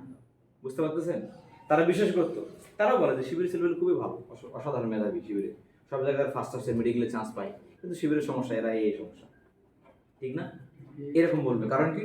তারা আমাদের কোনো নেগেটিভ গুণ খুঁজে তারা পায়, তারা এগুলো আপনাকে বলবে। এগুলো আল্লাহ রাসূলকে যদি বলে থাকে, এগুলো আল্লাহ রাসূলের সুন্নাহ ছিল, এগুলো আপনার জন্য সুন্নাহ, আপনাকে এগুলো বলবে, কোনো অসুবিধা নেই। এগুলো মাথায় নেওয়া যাবে না। আমাদের কাজ কি? আল্লাহ সন্তুষ্টির জন্য প্রচুর পরিমাণে দাওয়াতি কাজ করে যাওয়া, নিজেকে কোয়ালিফাইড বানানো, আস্তে আস্তে যোগ্য বানানো। পারবেন তো ইনশাআল্লাহ আপনারা? এরপর দেখেন শিবির শরীয়ত খেলাফত সম্পর্কে কি ধারণা রাখে। ইসলামী ছাত্র শিবির শরিয়া, শরিয়া হচ্ছে আল্লাহর নীতিমালা, আল্লাহর আইন, এর মানা সবার জন্য ফরজ। শিবিরের জন্য ফরজ। শিবির কি? আল্লাহর নীতিমালা সবগুলো ফরজ, যেগুলো আল্লাহ ফরজ করেছেন এগুলো নীতিমালা আপনাদের ফরজ, আর যেগুলো ছাড় দিয়েছেন সেগুলো ছাড়ের বিষয় না করলে কোনো অসুবিধা নাই। শরিয়া নীতিমালার ক্ষেত্রে নীতিমালা হচ্ছে ইসলামী রাষ্ট্রের কায়েম হওয়ার পরে একটি দেশে সেই রাষ্ট্রে আল্লাহর আইন দ্বারা পরিচালনা করতে হয়, এবং এটা আমরা চাই। আমরা বাংলাদেশে শরিয়া আইন কায়েম করতে চাই বলে আমরা ইসলামী আন্দোলন করে এখানে যাচ্ছি। কিন্তু আপনাকে প্রক্রিয়াটা দিচ্ছেন না, এখানে প্রক্রিয়া আপনি পাচ্ছেন না। খেলাফত বিশ্বজনীন একটা ব্যবস্থা, খেলাফত পুরো বিশ্বের সিস্টেম, কোনো দেশের সিস্টেম না। দেশভিত্তিক কখনো খেলাফত হতে পারে না, দেশভিত্তিক ইমারা হবে। যেমন আফগানিস্তানে এখন কি বলা হয়? আফগানিস্তান আমির বলা হয়, ঠিক না? দলের প্রধানকে কি বলা হয়? রাষ্ট্রপ্রধানকে আমির বলা, ইমারত বলা হয়। এই জন্য আফগানিস্তানে ইমারত কায়েম হয়ে গেছে ইতিমধ্যে। আমাদের দেশে ইনশাল্লাহ একসময় হবে। প্রত্যেক দেশে গ্রাজুয়ালি যখন আমরা ইমারত কায়েম করতে পারবো, সবগুলো মিলে একসময় খেলাফত হবে ইনশাল্লাহ একটা। বুঝতে পেরেছেন? যিনি সবচেয়ে যোগ্য, যিনি সবচেয়ে কোয়ালিফাইড, তিনি একসময় নেতৃত্ব দিবেন। এখন প্রশ্ন হলো খেলাফার ওয়াইটা কি হবে? খেলাফত যে আপনি প্রতিষ্ঠা করবেন, মাধ্যমটা কি হবে? প্রশ্ন আমার এখানে। আপনি প্রশ্ন করে ধারণা কি? ধারণা আমাদের ক্লিয়ার। আমরা এই জন্য তৈরি হয়েছি, পৃথিবীতে আল্লাহর খলিফা হিসেবে আমাদের জন্ম হয়েছে। আল্লাহ খলিফা কারা? যারা পলিটিক্যালি, তারপর হচ্ছে সামাজিকভাবে, ইকোনমিকভাবে, রাষ্ট্রীয়ভাবে সব জায়গায় আল্লাহর প্রতিনিধি হিসেবে কাজ করতে আল্লাহ খলিফা বলে এদেরকে, ঠিক না? আমরা এটাকে বিশ্বাস করি এবং এটা লালন করি, এবং আমরা বাংলাদেশে ইমারা কায়েম করবো ইনশাআল্লাহ। এটা আমাদের প্ল্যান। কিন্তু কথা হলো আমাদের নামে কিছু ব্লেমিং করে। কেমন? ইসলামী ছাত্র শিবির গণতন্ত্রকে ফলো করে, জামাত গণতন্ত্র কুফরি মতবাদকে ফলো করে, ঠিক না? ইজ দ্য প্রশ্ন আপনাদের। দেখেন আমি উত্তর আপনাদেরকে দিই এভাবে। বাংলাদেশের কোনো জনগণ, ইনক্লুডিং আপনি পর্যন্ত এবং বিএনপি পর্যন্ত, কেউ মানে না সকল ক্ষমতার মালিক জনগণ। কারা মানে? কেউ মানে বাংলাদেশে? বামেরা মানে, সেকুলাররা মানে শুধুমাত্র। এ ব্যতীত বিএনপি থেকে শুরু করে যে কোনো পলিটিক্যাল পার্টি, তারা মানে সকল ক্ষমতার মালিককে, এটা আমরা মানি। শেষ। দ্বিতীয় বিষয় হলো এখন নির্বাচন প্রক্রিয়াটা আসলে বাংলাদেশে কি হবে? তাহলে পৃথিবীর প্রত্যেক দেশে একটা নির্বাচন প্রক্রিয়া চালু আছে, সেটা কোনটা? জনগণ তাকে ভোট দিবে, যাকে সে ক্ষমতা আসবে। আমরা শুধুমাত্র এতটুকু ফলো করি জনগণের, যে জনগণ আমাকে ম্যান্ডেট দিয়ে ভোট দেয়, জনগণ আমাকে সার্টিফাই করুক যে আমি এখানকার যোগ্য মানুষ, এরপর আমি সংসদে গিয়ে সেখান থেকে আমি কাজ করবো, এটা আমরা চাই। এর বাইরে গণতন্ত্রের কোনো প্রক্রিয়া আমরা ফলো করি না। গণতন্ত্রের অনেক বৈশিষ্ট্য আছে না, আমরা কোনো বৈশিষ্ট্য মানি না। কিন্তু বাংলাদেশে এই নির্বাচন ব্যবস্থা অন্য কোনো নির্বাচন চালু নাই বর্তমানে। চালু না থাকলে আপনি নির্বাচনে অংশগ্রহণ করবেন না, তাহলে যাবেন না, তাহলে বসে থাকবেন না। বসে থাকলে আপনি আরো বেশি পিছিয়ে যাবেন, এটাই চাই। যেমন আমি বলি আপনাকে, যদি আপনি নির্বাচনে অংশগ্রহণ আমরা না করতাম, তাহলে 2001 থেকে 5 সালের মধ্যে যখন বিএনপি ক্ষমতায় ছিল, সংসদে বিল উত্থাপন করা হয় একটা মদের বিল, দেখবেন আপনারা, যে মদকে লাইসেন্স দেওয়া যায় কিনা বাংলাদেশে, ওপেন বার দেওয়া যায় কিনা, বার খাওয়া মদ খাওয়া জায়েজ করা যায় কিনা। তখন মতিউর রহমান নিজামী সাহেব 2001 সালে জামাত ইসলাম নির্বাচনে 18টা কয়টা আসন পায় জামাত, 18 আসন জামাত এমপি হয়। 18 আসনে এমপি হওয়ার পরে জামাত ইসলাম সেদিন বক্তব্য দিয়েছিল ওখানে দাঁড়িয়ে, যে মদকে আল্লাহ রাব্বুল আলামিন হারাম করেছেন, এটি কিয়ামত পর্যন্ত হারাম থাকবে, পৃথিবীর কেউ এটা হালাল করতে পারবে না। সেদিন যদি আমরা এখানে না থাকতাম, তাহলে মদ সেদিন বিএনপি পাস করে আজকে মানিকগঞ্জের মূল শহরের মধ্যে কয়েকটা মদের দোকান থাকতো, পোলাপান ক্লাস থেকে গিয়ে সেখানে মদ খাইতো টাকা দিয়ে, কোনো অসুবিধা নেই। কাফেররা এটা চায়, ইন্ডিয়ানরা এটা চায়, এবং তাদের সাথে সুর মিলিয়ে কিছু আলেম আমাদেরকে কথা প্রশ্নগুলো করে, আপনারা এখানে কেন অংশগ্রহণ করেন, কুফরি মতবাদ। গণতন্ত্র কোনো মতবাদ না, গণতন্ত্রের নির্বাচনী ব্যবস্থা মাত্র, এবারে আমরা কোনো কিছু মনে করি না। এটা এখন আপনি যদি আমারে প্রশ্ন করেন যে ভাই আপনি তো আজকে গরু গোস্ত ভাত খেয়েছেন বাসা, ঠিক না? আমি তো ভাত খেয়েছি গরু আলু ভর্তা দিয়ে, আপনি কেমন জানলেন? গণতন্ত্রে আমরা কোনটা মানি কোনটা মানি, এটা আপনি আমাকে ঠিক করে দেন তাহলে তো হবে না। আমি কি মানে সেটাকে জিজ্ঞেস করেন আপনারা আমাকে। গণতন্ত্র এটা মানি না বলেই 2014 সালে আমাদের নিবন্ধনকে বাতিল করা হয়েছে। জামাতের নিবন্ধন বাতিল করা না কারণ কি ছিল? এটা একটা কারণ ছিল 14 সালে, কারণ আমরা এটাকে মানি না। মানি কার? আল্লাহ সর্বমত আমাকে মানি। এই জন্য কাফের মুশরিকরা, ইন্ডিয়ান, প্রো ইন্ডিয়ান, এই বড় হিন্দুত্ববাদী কালচারটা তারা চায় যে জামাত ইসলাম নির্বাচনে না আসুক, দূরে থাকে, ট্যাগ দেওয়া যে এটা হারাম, তোমরা এটা করো না। কিন্তু আমরা যদি এখানে না আসি, তাহলে তোমরা সব জায়গাগুলো দখল করে নিই, তোমাদের মতো করে ইসলাম বিদ্বেষী আইন তোমরা এখানে কায়েম করবা, এই সুযোগ আমরা তোমাদেরকে দিব না। বুঝতে পেরেছেন? আহমেদ আল সারা নাম শুনছেন আপনারা? এখন সিরিয়ান যিনি গভর্নমেন্ট, সিরিয়াতে বাংলাদেশের পরে অগাস্টের পরে সিরিয়াতে বিপ্লব হয়েছে আমাদের মতো করে, সেম তারা তাড়াই দিয়ে সিরিয়াতে বিপ্লব হয়েছে। এখানকার যিনি প্রেসিডেন্ট নাম হচ্ছে আহমেদ আল সারাফ, তার বর্তমান নাম আমরা দেখে থাকবেন। তিনি কিন্তু এক সময় আমাদের মতো এরকম চিন্তা করতেন যে না, গণতন্ত্রে আসা যাবে না, সরাসরি খিলাফায় নিয়ে আসলে ভালো হতো।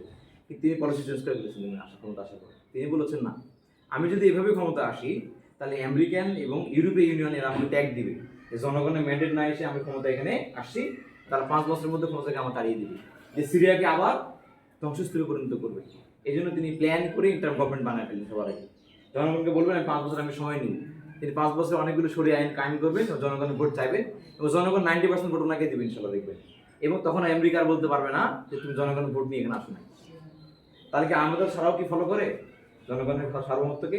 না, তিনি মানেন আল্লাহ রাব্বুল আলামিন সার্বভৌমত্ব, কিন্তু তিনি ভোট নিচ্ছেন, আমাকে ভোট দাও, দেখো ভোট দাও। এই সিস্টেমে যদি আপনি চালু না করেন, তাহলে আপনার কৌশলগত কারণে পৃথিবীর প্রত্যেক দেশ থেকে আমেরিকা এবং ইউরোপের যে দেশগুলো আছে, শয়তান যেগুলো আছে, যেগুলো ইসলাম বিদ্বেষী কাফের যেগুলো আছে, এরা আপনার এই দেশে লেগে যাবে। যেমন করে সাদ্দাম হোসেনকে মেরে ফেলা হয়েছে ইরাকে, যেমন করে কর্নেল গাদ্দাফিকে মেরে ফেলা হয়েছে লিবিয়াতে, প্ল্যান করে করে, যে তুমি জনগণের ম্যান্ডেট নাও নাই, তোমরা থাকতে পারবে না, তুমি সরে আসা বলে ওই এখানে আমেরিকান কিছু গ্রুপকে লাগাই দিয়ে টাকা পয়সা দিয়ে এদেরকে মেরে ফেলা হয়েছে রাস্তা ধরে ধরে। বুঝতে পেরেছেন? আগামী দিনে আপনাকে মেরে ফেলা হবে সেম ভাবে। কারণ আমাদেরকে এখন তকমা দিয়েছে কি, যুদ্ধাপরাধ নাম করে মিথ্যা রায় দিয়ে আমাদের ফাঁসি দিয়েছে, ঠিক না? আগামী দিনে আপনাকে এভাবে দিবে ম্যান্ডেট না নিয়ে আসলে। এই জন্য কৌশলগত কারণে আপনাকে এই ওয়েতে হাঁটতে হবে, তাছাড়া কোনো ওয়ে চালু বাংলাদেশে আপনার কাছে নাই। এভাবে কি আপনাকে ইসলাম কায়েম করতে হবে সেখানে। এবং আপনি যখন ক্ষমতায় যাবেন, তখন আস্তে করে আপনার মতো করে, ইসলামের মতো করে যতটুকু সম্ভব সেই জায়গা থেকে একটা চমৎকার নির্বাচনী প্রক্রিয়া দাঁড় করতে হবে, কোনো অসুবিধা নেই। বুঝতে পেরেছেন?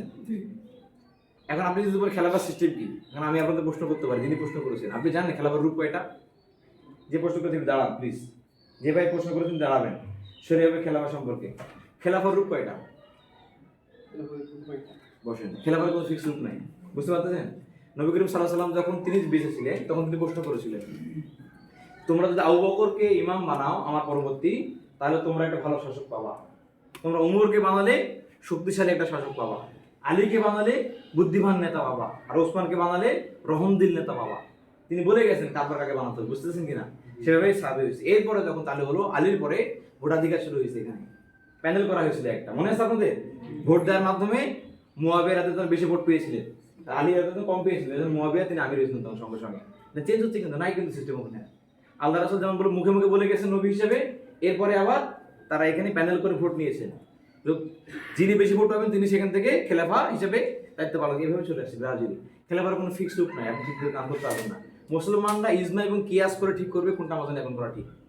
বড় বড় আলেমরা বসে বসে সে সময়ের পরিবেশ পরিস্থিতি পর্যালোচনা করে ঠিক করবেন এখন আমাকে কোন ওয়েতে গেলে ইসলামের বেশি উপকার হবে সেটা আমার করতে হবে। ক্লিয়ার? এই জন্য মনে রাখবেন আমরা এই দেশে শরিয়া আইন কায়েম করবো ইনশাআল্লাহ। আমরা ক্ষমতা আসবো, আল্লাহ যদি আমাদেরকে কখনো নিয়ে আসে সেটা করবো, কিন্তু ক্ষমতাকে এত সহজ না, লোক লাগবে সবার আগে। বুঝতে পারতেছেন? এই জুলাই অভ্যুত্থান চলে গেল, এটা কি আপনার একা অবদান আপনি মনে করেন? এখানে যদি ইয়াং আর্মিরা আপনাকে সহযোগিতা না করতো তাহলে যে ওয়াকার সাহেবের মতো আওয়ামীপন্থী আর্মিরা আপনাকে কখন হেল্প করতো না, আমরা গুলি করে মেরে দিত। এখানে ইয়াং আর্মি অফিসাররা এতটা এগ্রেসিভ ছিল, ভয়ে বড় বড় আর্মি সিনিয়র অফিসাররা কোনো কাজ করতে পারে নাই, তার ফলে বিপ্লবটা সহজ হয়েছে আলহামদুলিল্লাহ। এবং আর্মি অফিসার, ডিসি, এসপি আপনার সব কিছু সামনে লাগবে। প্রত্যেক জায়গায় যদি আপনি লোক সেট করতে পারেন যারা ইসলামী আন্দোলন কর্মী ছিল, পাশাপাশি তারা একজন ভালো মন্দের অফিসার, তখন আপনি ইসলামকে টিকে রাখতে পারবেন। যেমন আল্লাহ রাসূল তার সময় বড় বড় ব্যবসায়ী, বড় বড় যোদ্ধা, বড় বড় সাহিত্য কবি তৈরি করেছিলেন যারা প্রত্যেক গুরুত্বপূর্ণ জায়গায় বসেছিলেন। ঠিক এমনভাবে আপনাকে এখন লোক তৈরি করতে হবে, নাহলে আপনি ক্ষমতায় টিকে থাকতে পারবেন না। 52% ভোট নিয়ে ক্ষমতা আসলে মুর্শিদ সাহেব, কত পার্সেন্ট? 52%। মনে আছে 1 বছর টিকতে পারেন না মিশরে জামাত। 1 বছরের মধ্যে ওনাকে গ্রেফতার করে ক্ষমতাচ্যুত করা হয়েছে। একদিনে 5000 লোককে ফাঁসি রায় দেওয়া হয়েছে। একদিনে কত হাজার? 5000 লোককে ফাঁসি রায় দেওয়া হয়। চিন্তা করতে পারেন?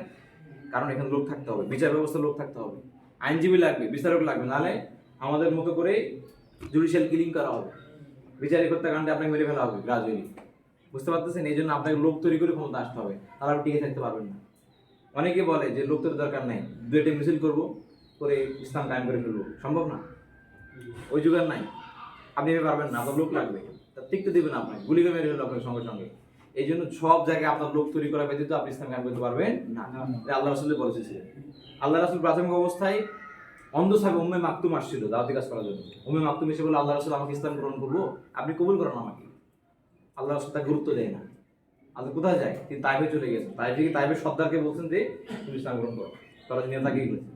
এই জন্য আপনার নেতা লাগবে সামনে। নেতা মানে এই লোক না, যিনি পুলিশের আইজি আপনার হতে হবে, এসপি হতে হবে এই অঞ্চলের। মানিকগঞ্জের এসপি আছে না, এসপি আপনার হতে হবে, ডিসি আপনার হতে হবে, এখানকার ম্যাজিস্ট্রেট আপনার হতে হবে, ইউনো আপনার হতে হবে, টিউনো আপনার হতে হবে। বুঝতেছেন?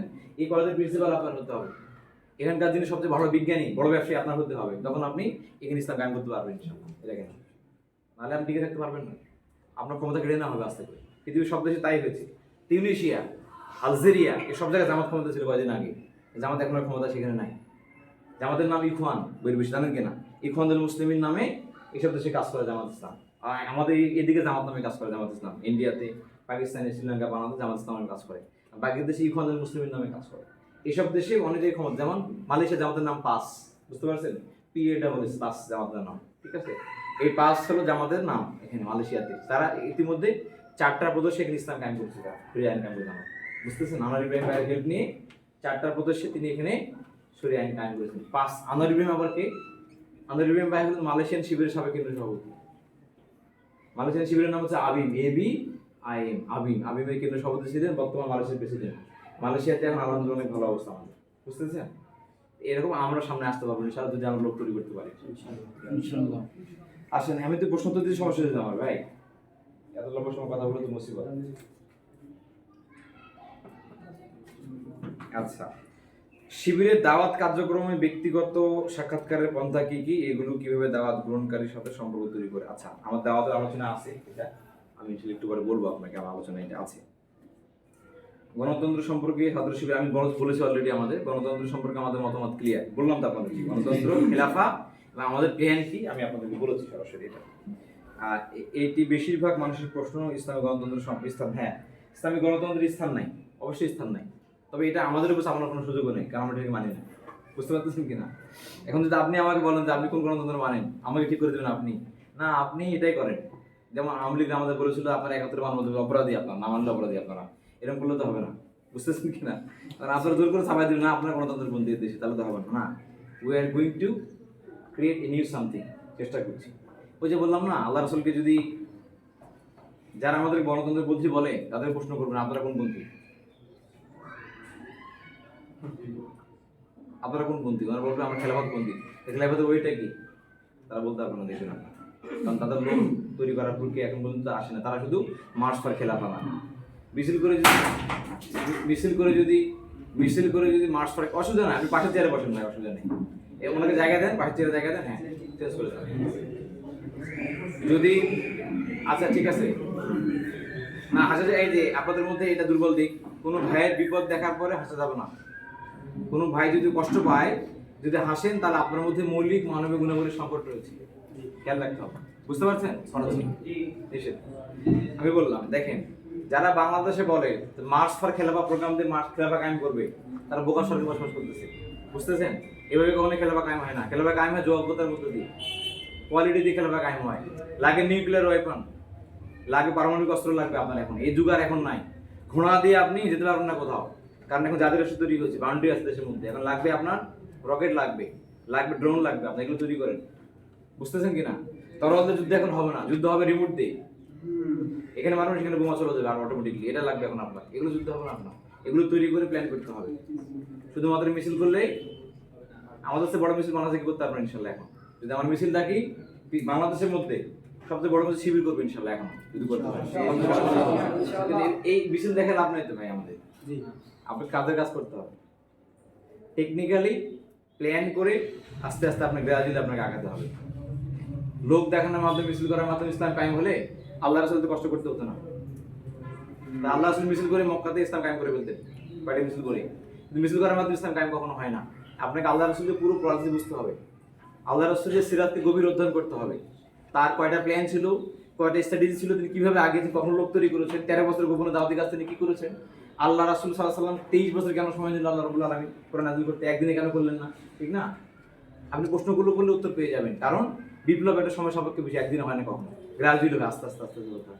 এই লম্বা সময় ধরে আল্লাহ রাসূলকে আল্লাহ রাব্বুল আলামিন আস্তে আস্তে তৈরি করেছেন এবং বিপ্লব হয়েছে আলহামদুলিল্লাহ।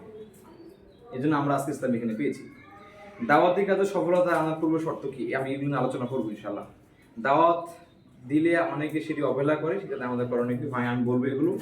শিবিরের কর্মী থাকা অবস্থায় বিয়ে করা, হ্যাঁ আপনি বিয়ে করতে কোনো অসুবিধা নেই, ছাত্র শিবির থাকলে বিয়ে করা যাবে এবং বিয়ে করতে পারবেন, আমাদের কোনো বাধা নেই, শুধুমাত্র অনুমতি নিতে হবে, অনুমতি ছাড়া বিয়ে করবেন না প্লিজ।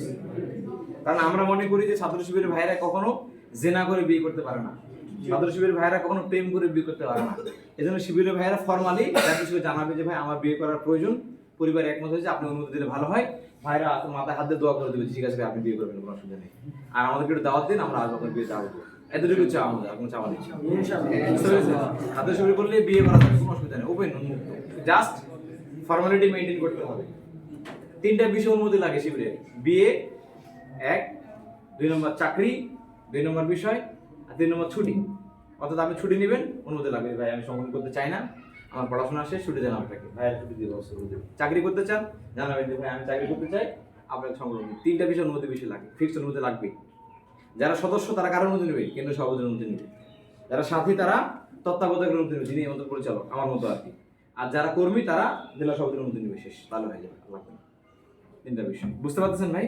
আর কোনো অনুমতির বিষয় এখানে নাই। যাই হোক, আপনাদের সাথে আমার আলোচনা অনেক আছে, আপনার সাথে আলোচনা করলে আমার আলোচনা শেষ হবে না, আলোচনা শেষ হওয়ার মতো না। আমি কালকে 2 জায়গায় প্রোগ্রাম করেছি, কুমিল্লায় 2টা আর সিলেট নোয়াখালীতে 1টা, 3টা প্রোগ্রাম করেছি, টোটাল 6.5 ঘন্টা আলোচনা করেছি আমি টানা।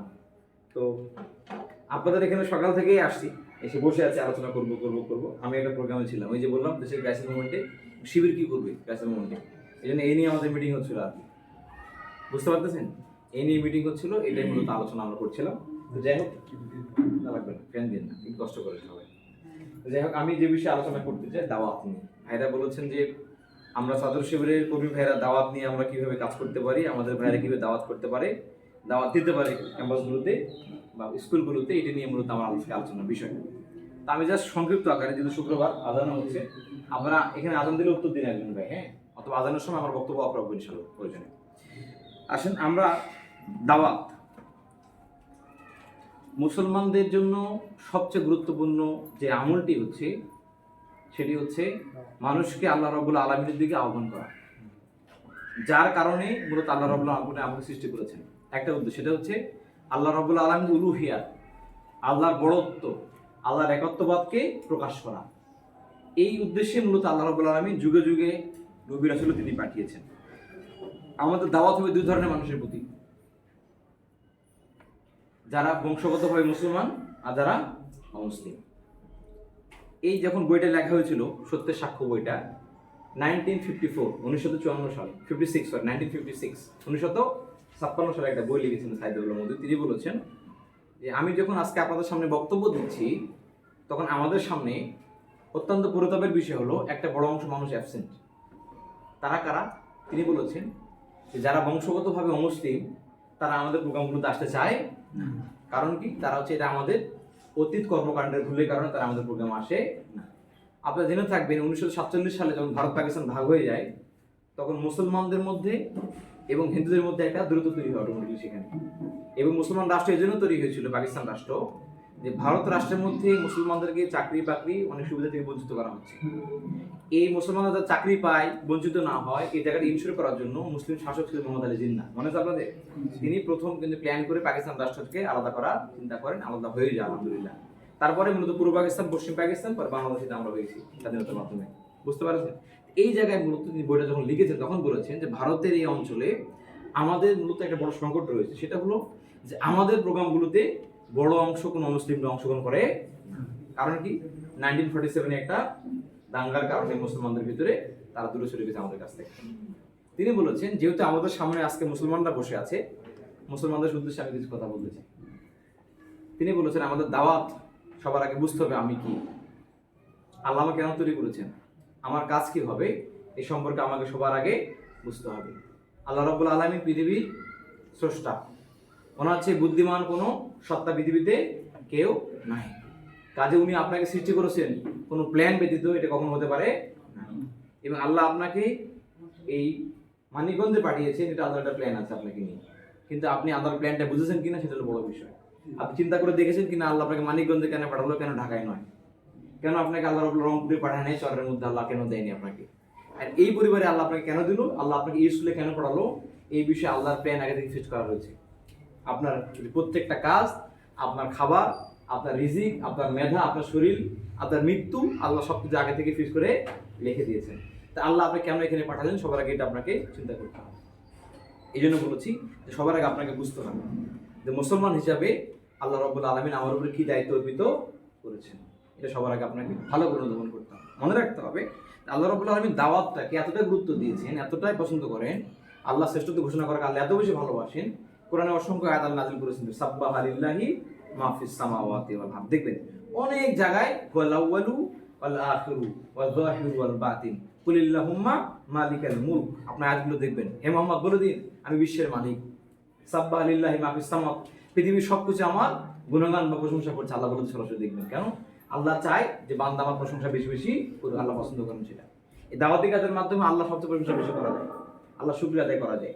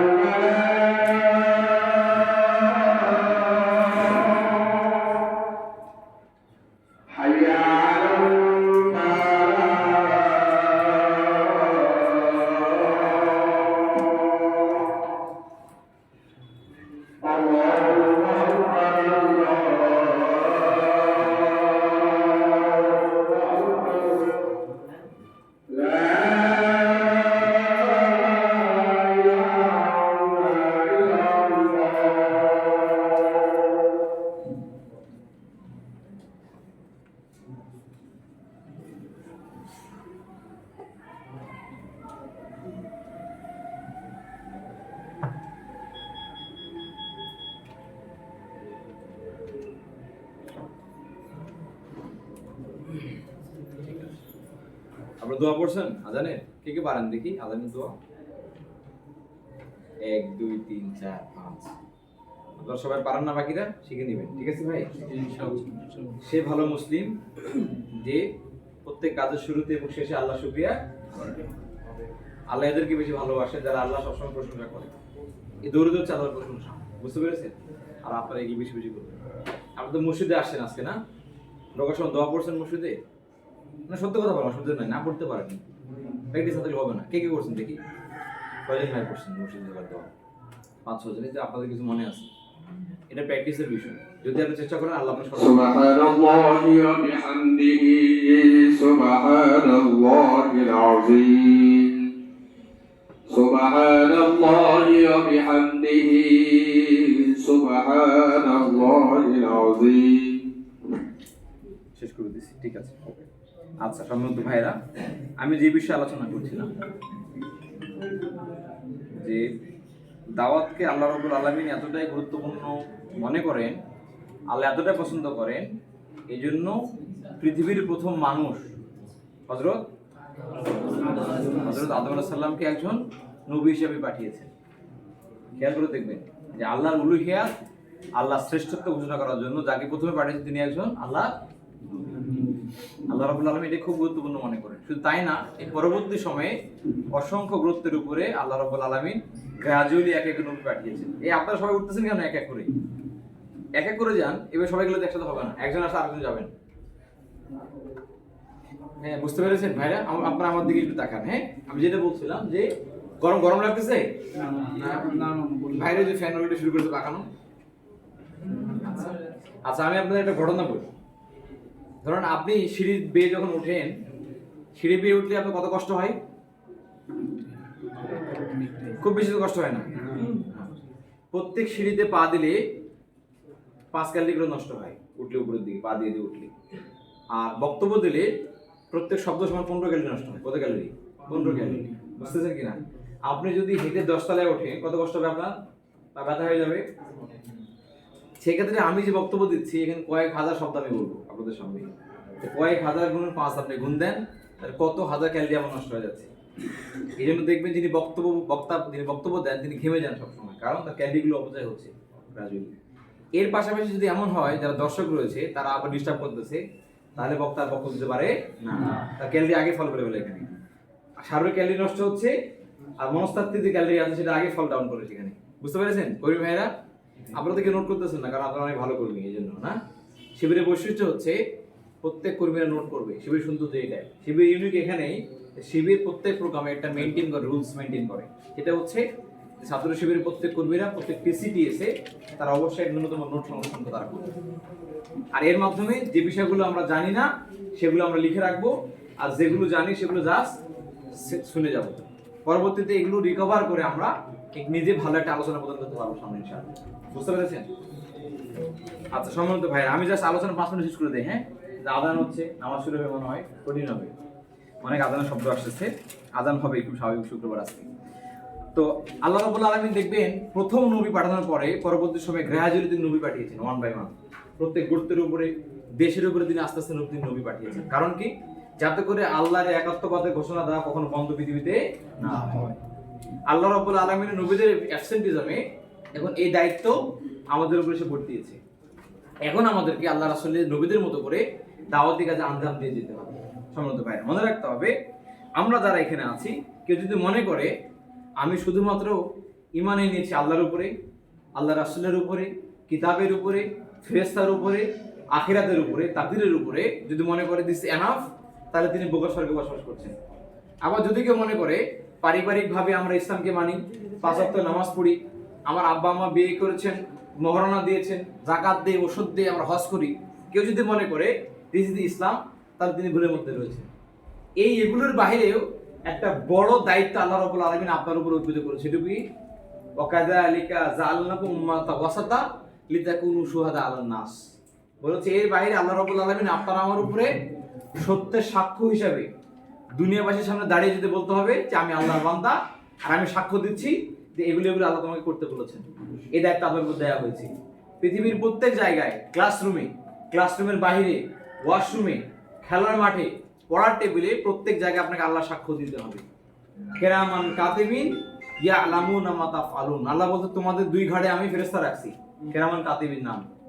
এরা জানে তোমরা যা করো এবং এরা তোমরা যা করো সব লিখে লিখে রাখে, এখানে একটা বাদ দেয় না।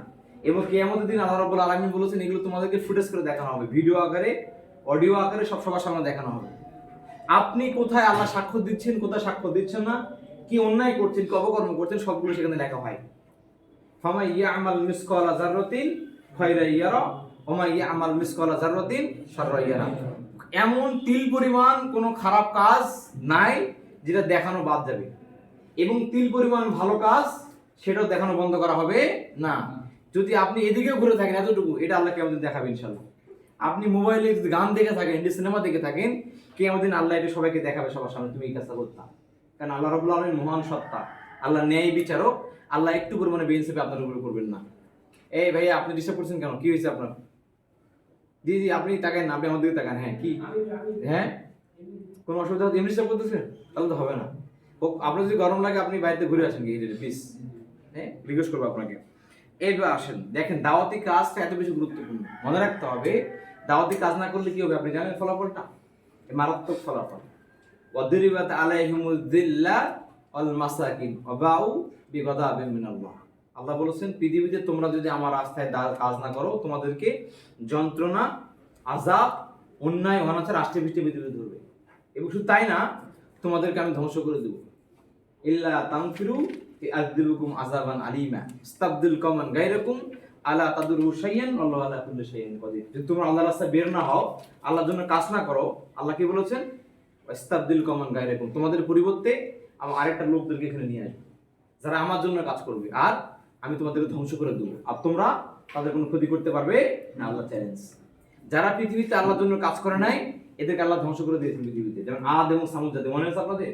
ইতালির পম্পেই নগরীতে আপনারা দেখবেন এখনো মূর্তিগুলো পাওয়া যায় মানুষের, সমুদ্রের নিচে আল্লাহ এখনো সংরক্ষিত করে রেখেছেন। এই লোকগুলো তারা জানতো আল্লাহ এক, আমার জন্য এটা হালাল এটা হারাম, এরপরও তারা অন্যায় কাজ করতো, নাফরমানি করতো, সমকামিতা করতো। আল্লাহ ফেরেশতা দিয়ে তাদেরকে উল্টে দিয়েছেন পৃথিবীতে, এবং সবাইকে পাথর বানিয়ে দিয়েছেন আল্লাহ রাব্বুল আলামিন। এগুলো এখন লাশগুলো পাওয়া যায় ইতালির পম্পেই নগরীতে, মানুষের মূর্তিগুলো এখনো খুঁজে পাওয়া যায়।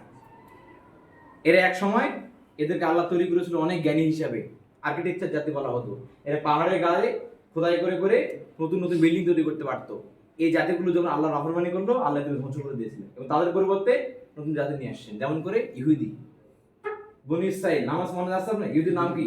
বনী ইসরাইল জাতি। কিন্তু এদের এখান থেকে অসংখ্য নবী আসছে, এবং যখন সর্বশেষ নবী কুরাইশ থেকে আনা হলো, তখন তারা কি বললো? যে মুহাম্মদ সাল্লাল্লাহু আলাইহি সাল্লাম তিনি কুরাইশের নবী, আমরা এটাকে মানি না। কারণ এর আগে অসংখ্য নবী আমাদের এখান থেকে আসছে, আর এই নবী আমাদের এখান থেকে যদি আসে নাই, সেই নবীকে আমরা মানি না।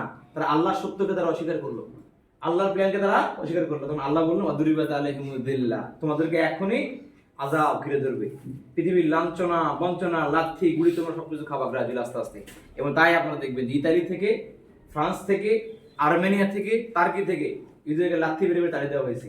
এবং দ্বিতীয় বিশ্বযুদ্ধের সময় হিটলার নিজে এদেরকে খুন করেছেন লক্ষ লক্ষ ইহুদিকে, আপনি দেখেছেন কিনা? এবং এখন পর্যন্ত এদের জন্য আল্লাহ রাব্বুল আলামিন অভিশাপ দিয়ে যাচ্ছেন, এবং আমরা নিয়মিত জন্য দোয়া করি এরা অভিশপ্ত, এরা ধ্বংসপ্রাপ্ত হবে দেখবেন। এবং এদের কোনো শান্তি নাই। এরা ইসরায়েলে গিয়ে বসবাস করতেছে, ঠিক না? মুসলমানদের ভূমি ফিলিস্তিনকে দখল করে তারা বসবাস করছে। এরা যতই থাকুক না কেন সেখানে, কিন্তু এদের মনের মধ্যে কোনো শান্তি নাই, ভয়ের মধ্যে থাকে সবসময় দেখবেন। তারা আতঙ্কে থাকে কখন তাদের মধ্যে আবার কি হয়ে যায়। এরা গজবপ্রাপ্ত আল্লাহ, কারণ এরা আল্লাহ সত্যকে অস্বীকার করেছে। এক সময় ইহুদি থেকে নবী তৈরি হতো, রাসূল তৈরি হতো এখান থেকে, কারণ তারা আল্লাহকে অস্বীকার করেছিল বলে এদেরকে আল্লাহ ধ্বংস করে দিয়েছেন। এবং এদের পরিবর্তে ওয়াস্তাবদিল কওমান গায়রাকুম, তোমাদের পরিবর্তে আরেক জাতি কুরাইশ থেকে আল্লাহ রাব্বুল আলামিন আল্লাহ রাসূলকে তৈরি করেছেন। আলহামদুলিল্লাহ। এই জন্য আমরা যদি দাওয়াতি কাজ না করি, তাহলে আল্লাহ আমাদেরকে ধ্বংস করে দিবেন। বাংলাদেশ ইসলামী ছাত্র শিবির যদি ভালো মতো দাওয়াতি কাজ না করে, আল্লাহ রাব্বুল আলামিন এই রহমত শিবিরের উপর থেকে উঠিয়ে অন্য কোনো দলকে আল্লাহ দিয়ে দিতে পারেন, সম্ভাবনা আছে এখানে। তখন আমরা আবার সবচেয়ে বড় কপাল পোড়া। এই জন্য খেয়াল রাখতে হবে যে আমাদের দাওয়াতের কোনো ক্ষতি হচ্ছে কিনা আমাদের দ্বারা। সম্মানিত ভাইরা, মনে রাখতে হবে পুরস্কারটা কি দাওয়াতি কাজ। যদি আপনি সঠিকভাবে দাওয়াতি কাজ করেন, তাহলে আল্লাহ রাব্বুল আলামিন আপনাকে পুরস্কৃত করবেন। কেমন পুরস্কার?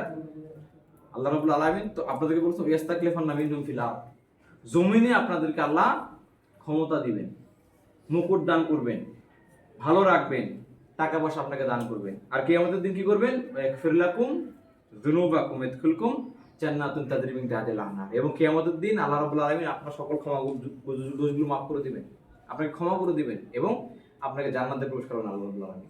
এই ওয়াদা করেছেন আপনাকে। বুঝতে পেরেছেন? জাস্ট আল্লাহর একাত্মবাদকে আপনি সঠিকভাবে পালন করেন, দেখবেন আপনাদের অসংখ্য পুরস্কার আল্লাহ সামনে রেখেছেন। সম্মানিত ভাইরা, এখন আসেন, আমরা যারা দাওয়াতি কাজ করি এখানে আমাদের কিছু বিষয় ফলো রাখতে হবে। আমরা কিভাবে দাওয়াতি কাজ মূলত করে থাকবো। ছাত্র শিবিরে করবর্তী বইয়ের মধ্যে বলেছে যে আপনাকে ক্রমধারা অবলম্বন করতে হবে। প্রথম বিষয় ক্রমধারা অবলম্বন। ক্রমধারা অবলম্বন মানে কি? গ্র্যাজুয়ালি মানুষকে দাওয়াতি কাজ করতে হয়। কেমন? হঠাৎ করে দেখা হলো কারোর সাথে, শিক্ষার্থী, আপনাকে বলা হয়েছে যে আপনি সোমবার দাওয়াত দিবার, আপনি দাওয়াতি কাজ করবেন। ক্লাসের মধ্যে আপনার বন্ধুকে বললেন, বন্ধু আমি আজকে শিবির করি, ছাত্র শিবির করা শুরু করছি আমি কয়েকদিন থেকে, তুমি আসো ইসলামী ছাত্র শিবির করো এখন থেকে। এভাবে আমরা বলি নাই কাজ করার জন্য। আমরা বলেছি একজন ছাত্রের সাথে আপনি ক্রমধারা অবলম্বন করবেন। প্রথমত তার মনের মধ্যে কি করবেন? দ্বীন এবং ইসলাম সম্পর্কে যাবতীয় ভুল ধারণাগুলো আপনি আস্তে আস্তে কি করবেন? দূর করবেন। দূর করার জন্য প্রথমে কি লাগবে?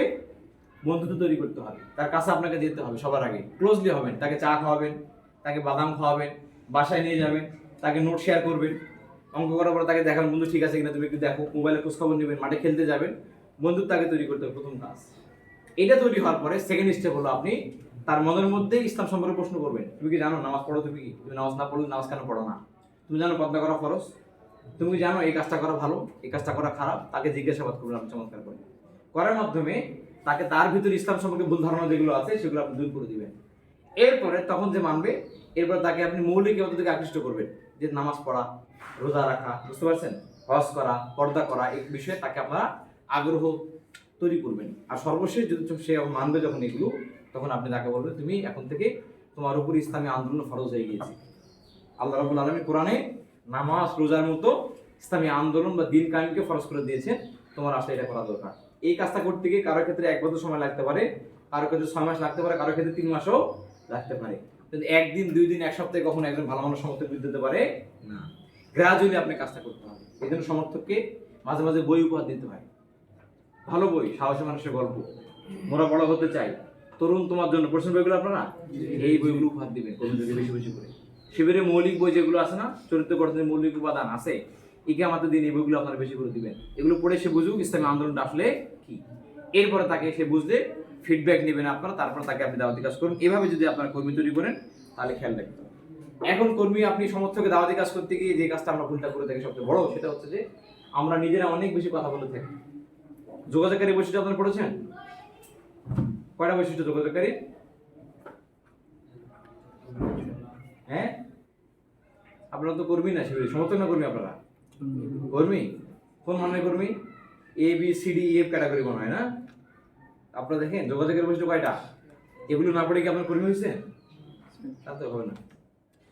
13টা বৈশিষ্ট্য যোগাযোগকারী বৈশিষ্ট্য, 13টা। খেয়াল রাখতে হবে। আপনি যখন কারোর সাথে কথা বলতে যাবেন দাওয়াত দেওয়ার জন্য, আপনি খেয়াল রাখতে হবে আমি উল্টাপাল্টা কোনো কিছু বলতেছি কি না। প্রথম বৈশিষ্ট্য কম কথা বলা। 2 নম্বর কাজ কি? অত্যধিক ধৈর্যের পরিচয় বহন করা।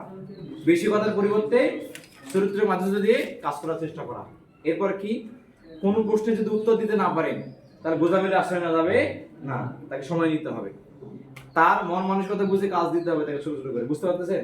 তার বাসায় নিয়ে যেতে হবে, আপনার বাসায় নিয়ে আসবেন, খাওয়া দাওয়া করাবেন। যেরকম 13টা বৈশিষ্ট্য কথা এখানে বলা আছে, এগুলো যদি আপনি টাইমলি ফলো করতে পারেন তাহলে দেখবেন আপনার দাওয়াত ফলপ্রসূ হবে ইনশাআল্লাহ। কারণ ছাত্র শিবির তার কর্মপদ্ধতি তৈরি করেছে, বৈজ্ঞানিক পদ্ধতিতে তৈরি করেছে, চিন্তা করে করে তৈরি করেছে। এই ওয়েতে কাজ করলে কাজ কখনো ভুল হতে পারে না, ভুল হবে ইনশাআল্লাহ।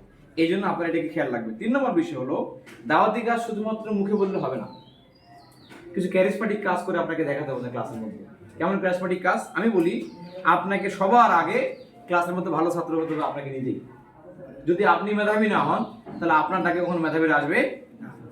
ক্লাসের মধ্যে ভালো ইংলিশ স্পিকার আপনাকে হতে হবে, ভালো ডিবেটার আপনাকে হতে হবে, ভালো খেলোয়াড় আপনাকে হতে হবে, ভালো গায়ক আপনাকে হতে হবে। তারপর আপনার স্কুলে যে ক্লাব আছে না, বিজ্ঞান ক্লাব থাকে না, ক্লাবের সভাপতি আপনাকে হতে হবে, প্রেসিডেন্ট আপনাকে হতে হবে। ক্লাবের যে সামাজিক সংগঠন রয়েছে, ব্লাড ডোনেশন ক্লাব রয়েছে, এই ক্লাবের প্রেসিডেন্ট আপনাকে হতে হবে। যদি আপনি এগুলো হতে পারেন তাহলে আপনার দাওয়াতটা ফলপ্রসূ হবে এবং আপনার দাওয়াতে অনেক লোকরা আসবেন সেলা সংগঠনে। এই জন্য দাওয়াতকে ফলপ্রসূ করার আগে অ্যাজ এ ব্যক্তি হিসেবে আপনি কিছু কোয়ালিটি অর্জন করতে হবে, যেগুলোকে আমরা বলি ক্যাম্পাস হিরো। কি বলি আমরা? ক্যাম্পাস হিরো আমরা তৈরি করতে চাই। নাম হচ্ছে শফিকুল ইসলাম মাসুদ। নাম শুনছেন আপনারা? চিনেন? কেমন বক্তব্য দেয়? আপনার ভালো লাগে মনে হয় না? ভালো বক্তব্য দেয়। মাসুদ ভাই যখন ছাত্র শিবিরের হলের হলের সাংগঠনিক সম্পাদক, হলের সাংগঠনিক সম্পাদক রাজশাহী বিশ্ববিদ্যালয় জুয়া হলের সাংগঠনিক সম্পাদক মাসুদ ভাই। তখন উনি খুব ভালো বক্তা, শিবিরের সদস্য। তো মাসুদ ভাই যখন বক্তব্য দিত ক্যাম্পাসেও, তখন শিক্ষক, শিক্ষার্থীরা, যারা কর্মচারী কর্মকর্তা আছে, তারা সবাই তার বক্তব্য লম্বা সমাজের মনোযোগ দিয়ে শুনতো। মাসুদ ভাইকে যখন প্ল্যান করলো সংগঠন যে মাসুদ যেহেতু ক্যাম্পাসের মধ্যে একটা হিরো, তাকে সবাই পছন্দ করে, সে ভালো বক্তব্য দেয়, তাকে আমার সংগঠনে আরো দ্রুত দায়িত্বশীল বানাতে হবে তাদেরকে। আমার তখন সংগঠন প্ল্যান করলো তাকে থানা সভাপতি না বানাই সরাসরি নিজ থেকে এনে সরাসরি ইউনিভার্সিটি অর্থ সম্পাদক বানানো, জেলা শাখা বাতিল সম্পাদক বানাই ফেলে এরকম টাইপের আর কি। হ্যাঁ, সরাসরি যখন সবাই দেখলো যে শফিকুল ইসলাম মাসুদ এত ভালো বক্তা, যে শিবিরে এত বড় দায়িত্বশীল, তখন অসংখ্য শিক্ষার্থী মাসুদ ভাইকে দেখে শিবির করতে আসে ক্যাম্পাসে সরাসরি। কারণ কি, মাসুদ ভাই একজন ক্যাম্পাস হিরো, তিনি ভালো বক্তব্য দেন, তার ভালো রেজাল্ট আছে, তিনি ভালো একজন মেধাবী ছাত্র, তিনি ভালো কথা বলেন, সৎ মানুষ, যার ফলে অসংখ্য শিক্ষার্থী তাকে দেখে অটোমেটিকলি শিবির করতে আসে। এরকম আমরা চাই প্রত্যেক ক্যাম্পাসে একটা হিরো তৈরি করতে, যে ক্লাসের মধ্যে ভালো রেজাল্ট থাকবে, সে ভালো গান গাইবে, ভালো বক্তব্য দিবে, ভালো কথা বলবে, ভালো নামাজি হবে, সবার সাথে ভালো বন্ধু হবে, ক্যাম্পাসের সকল সমস্যাগুলো সে সমাধান করবে। এমন একজন হিরো আমরা তৈরি করতে চাই। আর এই হিরোগুলো যখন দাওয়াতি কাজ করবে ক্যাম্পাসে, তখন খুব কম সময়ে ভালো দাওয়াতি কাজ হবে ইনশাআল্লাহ। এখন কথা হলো, ভাই আমি তো হিরো হতে পারবো না, আমার তো সে বৈশিষ্ট্য নাই, তাহলে আপনি একটা হিরো বানান নতুন করে। আপনি ক্লাস 9-এ পড়েন না, ক্লাস 10-এ পড়েন, ক্লাস 6-এ যে ভর্তি হবে তাকে আপনি প্ল্যান করে দাওয়াতি কাজ করেন, তাকে আপনি হিরো বানান শুরু থেকে। প্রথম থেকে এসেই ক্লাসে ক্যাপ্টেন হওয়া। সেকেন্ড কি, ক্লাসে কোনো সমস্যা হলেই তুমি সবার বিষয়ে কথা বলো স্যারের কাছে, স্যার আমাদের ক্লাস সমস্যা হয়েছে, আপনি সমাধান করে দেন। খেলাধুলা যখন হবে, তুমি মাঠের মধ্যে খেলাধুলা পরিচালনা করবা। এভাবে একটা হিরো আস্তে আস্তে তৈরি করতে হয়। তাকে কম্পিউটার শিখাবেন। স্কুলের মধ্যে কেউ ভালো কম্পিউটার পারবে না, পাওয়ার পয়েন্টে প্রেজেন্টেশন তৈরি করতে পারে না, এক্সেলে কাজ পারে না, সেগুলো আপনি পারবেন। সবাই আপনার কাছে আসবে শেখার জন্য, যে আমাকে তুমি এক্সেলের কাজটা একটু শিখাও, পিপিটিএক্স আমাকে একটু শিখাও, গ্রাফিক্সের কাজটা একটু আমাকে শিখাও। সকল শিক্ষার্থী আপনার কাছে শেখার জন্য আসবে। আপনি ক্যাম্পাসে কম্পিউটারের হিরো, আপনার কাছে ভালো কম্পিউটার কেউ জানে না। এরকম যদি কিছু আমরা হিরো তৈরি করতে পারি ক্যাম্পাসে, তাহলে দাওয়াতটা ফলপ্রসূ হবে ইনশাআল্লাহ। বুঝতে পেরেছেন? আর এইভাবে ক্যাম্পাসগুলোতে কাজ করা হয় সবসময়, যে কোনো একটা হিরোকে সামনে রেখে আমরা সবসময় কাজ করি। যেমন আমাদের শিবিরের এখন হিরোকে সাদিক ক্যাম্প, ঠিক না? তাই সামনে রেখে আমরা কাজ করি না। যে কোনো আন্দোলন সময় সাদিক ক্যাম্পে পাঠাই দিই, তুমি এখানে যাও, তুমি ওখানে যাও, ও সামনে গিয়ে সবার সাথে বক্তব্য কথা বলতে পারে দিকে, কারণ সে শিবিরের হিরো। শুধু হিরো না, সে পুরো বাংলাদেশের হিরো সে। বুঝতে পারছেন কিনা? এরকম হিরো আপনাকে গ্রাজুয়েট তৈরি করতে হবে। যদি আপনি হিরো না তৈরি করতে পারেন, তাহলে আপনার আন্দোলন ফল করবে স্কুলে। এরপরে আসেন, দেখেন আমি বলতে চাই যে ক্লাসের মধ্যে দাওয়াতি কাজে ফলপ্রসূ করতে হলে কিছু প্ল্যান আপনার করতে হবে। মুখে মুখে শিবির বললে হবে না। শিবির ক্রিয়েটিভ, শিবির মেধাবী, শিবির ভালো, এটা মুখে বলে বক্তব্য বিষয় না, আপনাকে কাজ করে প্রমাণ করতে হবে। কেমন কাজ? এই স্কুলের মধ্যে আয়োজন করবেন বিতর্ক প্রতিযোগিতা, পাওয়ার্ড বাই শিবির। বুঝতেছেন কিনা? আপনি আয়োজন করবেন ছাত্র শিবির, প্রত্যেক ক্লাসে ক্লাসে বিতর্ক হবে, সেখানে ফার্স্ট সেকেন্ড থার্ড হবে, আপনি পুরস্কার দিবেন তাদেরকে। আর এর মাধ্যমে সবাই শিবিরের প্ল্যাটফর্মে আসা শুরু করবো গ্রাজুয়ালি, আস্তে আস্তে আস্তে আস্তে। বুঝতে পারছেন? সেকেন্ড কি করবেন? কুইজ আয়োজন করবেন। আগামী 16 ডিসেম্বরে আসতেছে না, কুইজ আয়োজন করবেন। আপনার ক্লাসে ক্লাসে কুইজ নেবেন। ক্লাসে ক্লাসে যখন কুইজ আপনি আয়োজন করবেন, তখন দেখবেন সবার নাম, ফোন নাম্বার আপনার সব চলে আসবে অটোমেটিক কুইজের এখানে, ঠিক না? তার আব্বার নাম, তার নাম, ফোন নাম্বার সব চলে আসবে। এরপর যারা first second third fourth fifth হবে, পুরস্কার পাবে, এদের সাথে আপনারা যোগাযোগ করবেন। নিয়মিত আপনারা তাদেরকে ফোন দিবেন, বন্ধুত্ব বানাবেন, বই উপহার দিবেন। আর যখন আপনারা গিফট দিবেন, গিফটের সাথে শিবিরের মৌলিক কিছু বই দিয়ে দিবেন, কিশোর কণ্ঠ দিবেন, ছাত্র সংবাদ দিবেন, ভালো ভালো বই দিয়ে তাকে দাওয়াতি কাজ করার চেষ্টা করবেন। বুঝতে পেরেছেন? এভাবে কাজ করতে হবে। এরপর ম্যাথ অলিম্পিয়াড করবেন। ম্যাথ ভোগাবাজারে আছে না, মুখস্থ ভোগাবাজারে অলিম্পিয়াডটা ছেড়ে দেবেন ক্লাসে ক্লাসে গিয়ে। এগুলির মাধ্যমে যদি আপনি দাওয়াতি কাজ করেন, তাহলে ছাত্র ক্রিয়েটিভ মনে করবে। দিবেন বই পাঠ প্রতিযোগিতা 2025, পড়াশোনা হবে কার উপরে? আল্লাহ রাসূলের সিরাতের উপর পড়াশোনা করা হবে। এই বই সময় 1 মাস, এই বই পরীক্ষা হবে। যারা ভালো পারবে এদেরকে 2000 টাকা পুরস্কার দেওয়া হবে, প্রথম পুরস্কার। দ্বিতীয় পুরস্কার কত? 1500 টাকা। এভাবে আপনি ঘোষণা করুন 10 জনের পুরস্কার। দেখবেন প্রত্যেক শিক্ষার্থীরা আল্লাহ রাসূলের জীবনে পড়াশোনা শুরু করবে। কাজ দুইটা হবে। এক, তারা পুরস্কার পাওয়ার জন্য পড়াশোনা করতে গিয়ে ইসলামকে জেনে যাবে অটোমেটিকলি। 2 নম্বর বিষয়, তারা পরীক্ষা দিয়ে এসে আপনার সাথে অ্যাটাচমেন্টে আসবে, তারা শিবিরের সাথে ভালো সম্পর্ক তৈরি হবে ইনশাআল্লাহ। দুইটা কাজ একসাথে আপনার হবে।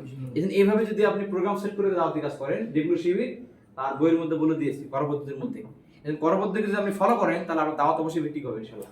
শিবিরে এমন অসংখ্য প্রোগ্রাম রাখছে, এ প্লাস সংবর্ধনা রেখেছে, এ প্লাস পাওয়া কি এতই কঠিন, মেধাবীর সংবর্ধনা, বুঝতে পারতেছেন কিনা, কৃতি শিক্ষার্থীর সংবর্ধনা, অনেক প্রোগ্রাম আছে। এগুলো যদি আপনি স্কুলে করতে পারেন নিয়মিত আপনার প্রতিষ্ঠানে, তাহলে আমার কাছে মনে হয় যে আপনারা ভালো দাওয়াতি কাজ করতে পারবেন ইনশাআল্লাহ। সম্মানিত ভাইয়া, এরপরে আসেন, আমি বলতে চাই যে ছাত্র শিবিরের ভাইদেরকে কিছু কাজ করতে হবে ক্লাসে। শিবিরের নাম দিয়ে অনেক সময় প্রোগ্রাম নাও করা যেতে পারে, তখন আপনি কি করবেন? দাওয়াতি প্রোগ্রাম, শিবিরের নামে প্রোগ্রাম দিবেন না, নাম দিবেন এভাবে যে আজকে বিকেলে খিচুড়ি খাবো আমরা সবাই খেলাধুলা শেষে মাঠে, বুঝতে পারছেন? দাওয়াত দিবেন, খিচুড়ি খাওয়ার দাওয়াত। খেলাধুলা শেষ, সব মাঠের মধ্যে বসে প্রীতিভোজ হবে, খাওয়া দাওয়া করবো। এখানে জেলার একজন ভাই আসবেন মেহমান হিসেবে, অথবা থানা সভাপতি আসবেন। এসে বলবেন যে কালকে তো শুক্রবার, তোমরা কি জানো? বলে হ্যাঁ ভাই জানি। শুক্রবার তোমরা কি কি করো বলো। তোমার কাছে শোনা হবে গ্রাজুয়েটে, তোমার নাম বলো, তারপর কি করবো তুমি বলো। সে বলবে ভাই আমি হাসান, আমি ক্লাস 9-এ পড়ি, আমার রোল হতো ভাই, আমার বাসা হচ্ছে ওখানে, আমি আজকে খেলতে আসছি এখানে। তুমি কালকে কি করবো বলো। সে বললো ভাই কালকে তো আমি বন্ধুদের সাথে ঘুরতে যাবো। ওকে ফাইন, সবার কাছে পরিচয় হবে প্রথমে গ্রাজুয়েট। পরিচয় হওয়ার পরে তাদেরকে বলতে হবে যে কালকে তো শুক্রবার, তোমরা একটা কাজ করবা। তোমরা জানো শুক্রবার দিনকে বলা হয় গরিবের হজের দিন। এই দিনে মানুষের দোয়া আল্লাহ কি করে? কবুল করে। কাজে তোমরা একটা কাজ করবা শুক্রবার। প্রথম কাজ হলো ফজরের নামাজে তোমরা পড়ার ঘুমাবো না। ফজর নামাজ পড়ে সুন্দর করে কোরআন তেলাওয়াত করবা। কোন সূরা? সূরা কাহাবের প্রথম 10 আয়াত। কারণ কি? এই কাহাব যদি তুমি পড়াশোনা করো প্রথম 10 আয়াত ন্যূনতম, অথবা পুরো সূরা, তাহলে তোমাকে আল্লাহ ফিতনা থেকে রক্ষা করবে তোমাকে। এই তুমি এটা পড়বা, প্রথম বিষয়। দ্বিতীয় বিষয়, মসজিদে যাওয়ার আগে তুমি সুন্দর করে গোসল করবা। তোমার যে জামাটা সবচেয়ে ভালো তুমি সেটা পরবা, কারণ তোমার সাথে আল্লাহর একটু পরে সাক্ষাৎ হবে সরাসরি নামাজে। এটা করে দাও। সুগন্ধি ব্যবহার করবা। মসজিদে গিয়ে কোনো কথা বলবো না, চুপচাপ বসে থাকো মসজিদে গিয়ে। কারণ কথা বললে খুতবা শোনা তোমার জন্য কি ওয়াজিব, ওয়াজিব যেন ওরকম ভঙ্গ না হয়। এরপর সবার শেষে মসজিদ থেকে আস্তে করে বের হয়ে আসবা, ওই নামাজ শেষে তুমি দোয়া করবা। আসরের নামাজে গিয়ে আবারও দোয়া করবা, কারণ শুক্রবারে যে কোনো সময় দোয়া করবো তোমার হতে পারে। এখন শিক্ষার্থীকে আপনি শিখালেন, আমরা সাধারণ সভা করি না? উদ্দেশ্য কি? কোনো বিষয় নিয়ে একটা জ্ঞান দেওয়া, ঠিক না? তার জ্ঞান করি। তো আপনি একদিকে আপনি খেলাধুলা করালেন, খাওয়া দাওয়া করালেন, এবং পাশাপাশি আপনি তাদেরকে সুন্দর করে একটা সাধারণ সভার মাধ্যমে শুক্রবার আমলকে শিখিয়ে দিন। সে বুঝতে পারলেন না যে আপনার সাধারণ সভা হয়ে গেছে, জানেন না, কিন্তু কিন্তু আপনি জানেন যে আপনি সাধারণ সভা আপনি করে ফেলেন অটোমেটিকলি ছেলেদেরকে নিয়ে। এইভাবে আপনি যদি প্রোগ্রাম করে কোরআন তালিম, সাধারণ সভা, সামষ্টিক পাঠগুলো আপনি করতে পারেন গ্রাজুয়ালি, আস্তে আস্তে আস্তে আস্তে, আমার মনে হয় অসংখ্য শিক্ষার্থীকে আপনি ইসলামের বেসিক মেসেজগুলো দিতে পারবেন। এর পাশাপাশি সমসাময়িক বিষয় আলোচনা করতে হবে।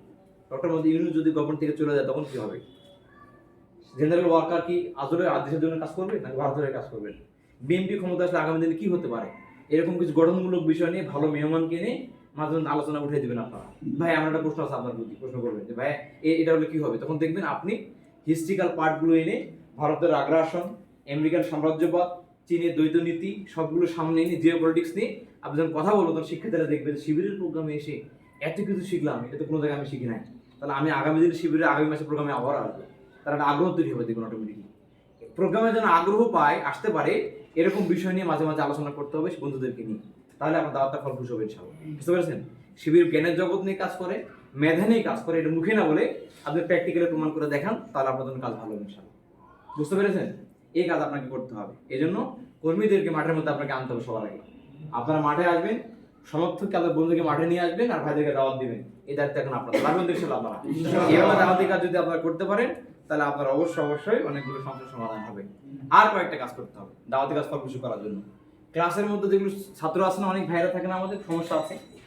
দেখবেন ক্লাসে অনেক বন্ধু আছে যার জামাটা ছেঁড়া, মনে আছে আপনাদের? শার্ট কিন্তু একটু ছেঁড়া, একটা শার্ট সবসময় পরে আসে, ব্যাগ নাই, হাতে করে বই নিয়ে আসে। দেখছেন আপনারা? আপনারা থানা সভাপতি ভাইয়াকে বলে দ্রুত সময়ের মধ্যে তাকে একটা ব্যাগ উপহার দিবে। বলবেন না শিবির দিচ্ছে, বলবেন যে বন্ধু তোদের উপহার আছে আমাদের, কালকে তো উপহার নিয়ে আসবে, তুই টাইম এখানে আসবে। ও আসবে, চাটা খাওয়াবেন, আস্তে করে লুকায় তার গায়ের মধ্যে দিয়ে দেবেন, তোর ব্যাগটা আমি আনছি কিনা, তোর ব্যাগটা আমি দেবো, ঠিক আছে? সে বলবো না ব্যাগ আমি নেবো, আমার লাগবে না, কিন্তু না, তোকে নিতে হবে, তুই আমার বন্ধু, তোকে আমি গিফট দিচ্ছি এটা। দেখবেন সে আপনাকে এত বেশি ভালোবাসবে, ক্লাসের মধ্যে সবচেয়ে বেশি সে আপনাকে পছন্দ করবে। আপনি যা বলবেন সেটা করবেন সেটা আপনি দেখবেন, কারণ তাকে কোনোদিন কেউ উপহার দেয় না, আপনি তাকে দিয়েছেন প্রথম। স্কুলে একটা ছেলেকে ডেকে 5 টাকা সিঙ্গারা কেউ খায় না, এই কাজটা আপনি করবেন। আপনি ডেকে নিয়ে থানা সভাপতিকে বলে টাকা নেবেন যে ভাই আমাকে 50 টাকা দেন, আজকে আমি 10টা সিঙ্গারা কিনবে, 10 জন বন্ধুকে আমি খাওয়াবো, আমার প্ল্যান করছি। বুঝতে পারছেন কিনা? এই 50 টাকা নিয়ে সে 10 জন বন্ধুকে টার্গেট নিয়ে সে খাওয়াবে, সে মাঝে মাঝেই খাওয়াবে, কারণ এই বন্ধুগুলো তাকে অনেক বেশি ভালোবাসে। একসময় দেখবেন ইনশাআল্লাহ। কথায় আছে শিবিরের খাবার যার পেটে পড়েছে সে কোনো বেমানি করতে পারে না শিবিরের সাথে। বুঝতে পারছেন কিনা? কারণ শিবির খাওয়া এবং দোয়া করে, সমস্যা হলো এই জায়গাটায়। শিবির খাওয়া এবং দোয়া করে, আল্লাহ তাকে তুমি কবুল করে ইসলামের জন্য আল্লাহ দোয়া করে শিবির। এই জন্য শিবিরের খাওয়া যার পেটে একবার পড়ছে সে কখনো শিবির সাথে বেমানি করতে পারে না। আর শিবির আল্লাহর জন্য খাওয়ায়, নিজের জন্য খাওয়ায় না কখনো। হ্যাঁ, এই জন্য এভাবে আপনারা বন্ধুদেরকে খাওয়াবেন, দেখবেন এই বন্ধু কখনো আপনার সাথে বিদ্রোহ করবে না, সে আস্তে আস্তে আন্দোলনে আসবে ইনশাআল্লাহ। গিফট দেওয়া, খাওয়া দাওয়া কখনো এগুলো নিয়মিত যদি আপনি ক্লাসের মধ্যে করতে পারেন তাহলে ক্লাসের মধ্যে সবচেয়ে ভালো বন্ধু হিসেবে আপনি পরিগণিত হবে, সবাই আপনার কথা শুনবে ইনশাআল্লাহ আগামী দিনে। বুঝতে পারছেন সম্ভবত ভাইয়া? তো যাই হোক, আজকে শুক্রবার, এই যে কৌশলগুলো বললাম এই কৌশলগুলো আপনারা অ্যাপ্লাই করতে পারবেন ইনশাআল্লাহ। আমি আর আলোচনা করবো না। যদি আপনারা এতটুকুই করতে পারেন, দিস এনাফ। আর কোনো কিছু করতে হবে না, শুধু এই কাজগুলো প্রত্যেক মাসে আপনারা করবেন ইনশাআল্লাহ। নিয়মিত ভাবে করবেন, দেখবেন আমাদের দাওয়াতি কাজ ফলপ্রসূ হবে ইনশাআল্লাহ। সর্বশেষ বলতে চাই, দাওয়াতি কাজ ইফেক্ট করতে হলে সবার আগে আপনাকে একটা বিষয় মানতে হবে। কোন বিষয়? রাতের বেলা আপনাকে আল্লাহকে সিজদা করতে হবে সবার আগে। নবী করিম সাল্লাল্লাহু আলাইহি ওয়াসাল্লামকে আল্লাহ রাব্বুল আলামিন যখন নবুয়তের দায়িত্ব দিলেন, তার আগে তিনি একটা আয়াত নাযিল করেছিলেন, সূরা মুজাম্মিল, ইয়া আইয়ুহাল মুজাম্মিল কুমিল লাইলা ইল্লা কলিলা নিসফাহু আবিনকুস মিনহা কয়লা ওয়া আউযিত আলাইহি রাত্তিল কুরআনা তারতিলা। এই বলা আছে কিনা আপনি দেখবেন যে আল্লাহ বলেছেন, এরপরে আয়াতগুলো আরো অনেক বড় আয়াত আছে। এখানে আল্লাহ রাব্বুল আলামিন বলেছেন, মুহাম্মদ সাল্লাল্লাহু আলাইহি ওয়াসাল্লাম, আমি অতি শীঘ্রই আপনার উপরে একটা গুরুর দায়িত্ব অর্পণ করতে যাচ্ছি। কাজে আপনার দায়িত্ব হলো রাতের বেলা কিছু অংশে আপনি আল্লাহকে সিজদা করবেন, আর কিছু অংশ আপনি সুন্দর কণ্ঠে আপনি কোরআন তেলাওয়াত করবেন। আর এই রাতের নামাজ পড়া আর এই কোরআন তেলাওয়াত করা আগামী দিনে আপনাকে নবুয়তের দায়িত্ব পালনে শক্তিশালী বানাবে। যারা তার দাওয়াতকে ফলপ্রসূ করতে চায়, উপসাগরের কাজকে ভালো মতো করতে চায়, ওয়ার্ডের কাজকে ভালো মতো করতে চায়, তার উপর আল্লাহর বিধান হচ্ছে সে যেন রাতের বেলা আল্লাহকে সিজদা করে, আল্লাহর কাছে সমস্যাগুলো খুলে বলে এবং কিছু অংশ সে কোরআন তেলাওয়াত করে। যারা এই কাজ করবে তারা প্রকৃতপক্ষে আল্লাহ ইসলামী আন্দোলনের কর্মী এবং তাদের দ্বারাই ফলপ্রসূ দাওয়াত দেওয়া সম্ভব পৃথিবীতে। এই কাজ আপনারা প্র্যাকটিস করেন, পৃথিবীতে সকল সমস্যার সমাধান হয়ে যাবে ইনশাআল্লাহ। আপনার উপরে আল্লাহর রুহানি নাযিল হবে, বরকত নাযিল হবে, রহমত এখান থেকে পড়া শুরু করে আপনার উপরে। তখন দেখবেন আপনার কথাগুলো বন্ধুরা আকর্ষিত হবে, মনোযোগ দিয়ে শুনবে, আপনার কথাটা ফেলতে পারবে না। আল্লাহ আপনার কথার মধ্যে বারাকা দান করবে দেখবেন। এই জন্য এই প্র্যাকটিস সবচেয়ে বেশি জরুরি। এখন সমস্যা হলো, ভাইয়া আমরা তো ফরজ নামাজে কাজা করি, ঠিক না? ফরজ নামাজ মাঝে মাঝে ফজর নামাজ মিস করে ফেলি, এই নামাজ মিস করে ফেলি। তো এগুলো বাদ দিয়ে এগুলোর বাইরে আপনাকে আমাকে অবশ্যই গুরুত্ব সহকারে এখন এই দিকে মনোযোগ দিতে হবে। এই দিকে অভ্যস্ত না হতে পারলে আল্লাহর রহমত বরকত থেকে আমরা বঞ্চিত হয়ে যাব। আর সর্বশেষ কথা হলো, আমরা চাই ওয়াকুরা তুহিব্বুনাহা নাসরুম মিনাল্লাহি ওয়া ফাতহুন কারীম। আল্লাহ বলেন তোমরা সাহায্য চাও, তোমরা বিজয় চাও, তোমরা চাও তোমার পরিবারের ঋণগুলো শোধ হয়ে যায়, তোমরা ভালো রেজাল্ট করতে চাও, তোমরা ঢাকা ইউনিভার্সিটিতে পড়তে চাও, ঠিক না? তোমরা ছাত্র শিবিরের জন্য কাজ করে বেশি বেশি গরিব বৃদ্ধি করতে চাও, তোমরা অনেক কিছু ভালো চাও। আল্লাহ বলছে হ্যাঁ, এগুলো আমি দিব, শর্ত একটা, ইন্নাল্লাহা মাল্লাযিনা তাকাও আল্লাযিনা হুম মুহসিনুন। তুমি যদি সৎকর্মশীল হও এবং তাকওয়াবান হও, আল্লাহ বলেছেন আমি এদের সাথে ছিলাম, আছি এবং থাকবো, আল্লাহর ওয়াদা। কাজে আপনি নিজেকে প্রথমে সৎ মানুষ বানান, সৎ কর্মশীল বানান, আল্লাহ ফিরু বানান, আল্লাহর কাছে নিজেকে নত করেন। তখন দেখবেন আপনার কথা, আপনার কাজ, আপনার পলিসি প্রত্যেক জায়গায় বিজয় হবে ইনশাআল্লাহ। এবং সবচেয়ে ভালো মানুষ হিসেবে আপনি আপনার ক্লাসে, আপনার পরিবারে, আপনার আব্বা আম্মার কাছে পরিগণিত হবেন এবং আল্লাহ আপনার সম্মানকে বাড়িয়ে দেবেন ইনশাআল্লাহ। সম্মানিত ভাইরা, যেহেতু আজান হয়ে গেছে, প্রায় 1টা বেজে গেছে, যে বিষয়গুলো আলোচনা হয়েছে, যতটুকু আলোচনা হয়েছে, যদি কোনো ভুল হয়ে থাকে আল্লাহ আমাদের ক্ষমা করে দিন। যতটুকু আলোচনা হয়েছে আল্লাহ রাব্বুল আলামিন যেন সেখান থেকে শিক্ষা নিয়ে আমরা কাজ করতে পারি, তৌফিক দান করুন। আচ্ছা, আমরা শেষ করি তাহলে। ভালো থাকবেন। আসসালামু আলাইকুম ওয়া রাহমাতুল্লাহ। ভাই প্লিজ বলেন। অ্যাড্রয়েড লাইফে থেকে কি শিবিরের সাথে কাজ করা পসিবল? আর যদি হয় কিভাবে? আপনি তো অ্যাড্রয়েড করেন? হ্যাঁ। কোথায় আছেন আপনি? অ্যাড্রয়েড? না না, অ্যাড্রয়েডে। অ্যাড্রয়েডে, হ্যাঁ, অ্যাড্রয়েডে গিয়ে ছাত্র শিবিরে অ্যাড্রয়েড শাখা নাই তো, শিবিরের সাবেকরা ওখানে আছেন, তারা ওখানে একটা উইংস করে রেখেছেন আমাদের সাবেক ভাইয়েরা। যেমন আমাদের একটা গ্রুপ আছে, ডক্টিনা গ্রুপ, আপনি সেখানে যুক্ত হবেন। শত শত ভাইরা আমাদের সেখানে আছে বিদেশি, আমাদের বিদেশে কমিটি দেওয়া আছে, যেমন সালি ভাই ইউরোপের প্রেসিডেন্ট তিনি আমাদের, হ্যাঁ, এভাবে অনেকগুলো কমিটি দেওয়া আছে। আমাদের ছাত্র শিবিরের কেন্দ্রের সভাপতি পর্যন্ত বাইরে আছেন, ছাত্র শিবিরের সাবেক কেন্দ্র সভাপতির বাইরে আছেন, তারা এগুলো পরিচালনা করে থাকেন। সেখানে যাওয়ার পরে আপনি ভাইদের সাথে করতে অসুবিধা নেই, কিন্তু সেখানে শিবির নাই, সেখানে আলাদা পরিস্থিতি ভাইরা কাজ করেন তাদের মতো করে, সেখানে সেভাবে আপনি কাজ করবেন। এবং কেন্দ্র সভাপতি মাঝে মাঝে যান, আমরা বাইরে দেশে যাই, তখন গিয়ে আমরা মিটিং করি আমরা মাঝে মাঝে, বুঝতে পারতেছেন? ইউরোপে যাওয়া হয়, তার্কিতে যাওয়া হয়, এখন কেন্দ্র সভাপতি আছে সৌদি আরবে, হজে গেছেন কেন্দ্র সভাপতি আমাদের, হ্যাঁ, কেন্দ্র সভাপতি হজ থেকে আর ফিরে আসবেন। এবং আসার সময় জেদ্দা থেকে শুরু করে মদিনা ইউনিভার্সিটি থেকে সব জায়গায় যারা আমাদের ভাইরা আছেন মিটিং করে তার উদ্দেশ্যে আসবেন ইনশাআল্লাহ। এইভাবে একটা কোলাবোরেশন আমাদের আছে, আপনি কাজ করতে পারবেন, কোনো অসুবিধা নেই। ঠিক আছে ভাই? ঠিক আছে ভাই, আপনারা তাহলে ভালো থাকবেন, হ্যাঁ, দোয়া রাখবেন। আসসালামু আলাইকুম।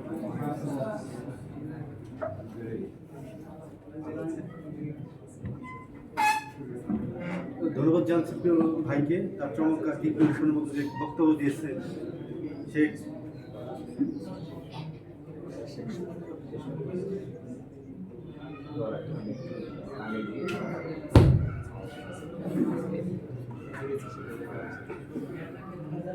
এবং আমাদের আমাদের প্রোগ্রাম থেকে ভাই থেকে আন্তরিক মত জানাচ্ছি এবং ভাইকে যেন সুস্থ রাখে এবং আমাদের প্রোগ্রামে আরো বেশি বেশি পেতে হয় তৌফিক দান করুন। আমিন। আপনারা দেখতে পাচ্ছেন আমাদের মাঝে বিশেষ অতিথি উপস্থিত হয়েছেন বাংলা জামাত ইসলামের সম্মানিত আমির মানিকগঞ্জ জেলা শাখার হাফেজ সরজত মাওলানা কামরুল ইসলাম সাহেব আমাদের মধ্যে সংক্ষিপ্ত বক্তব্য রাখবেন। ভাইকে তার বক্তব্য রাখার অনুরোধ করছি। মানে মানুষ তো খাটা, ওটা তো লম্বা, বেশি দেখা যাবে, এই জন্য এখানে দাঁড়ালাম, ঠিক আছে?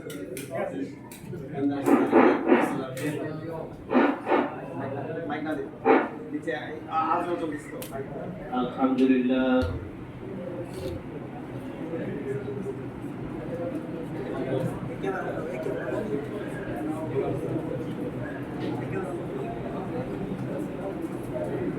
ফ্যানটা মনে হয় 5 মিনিট অফ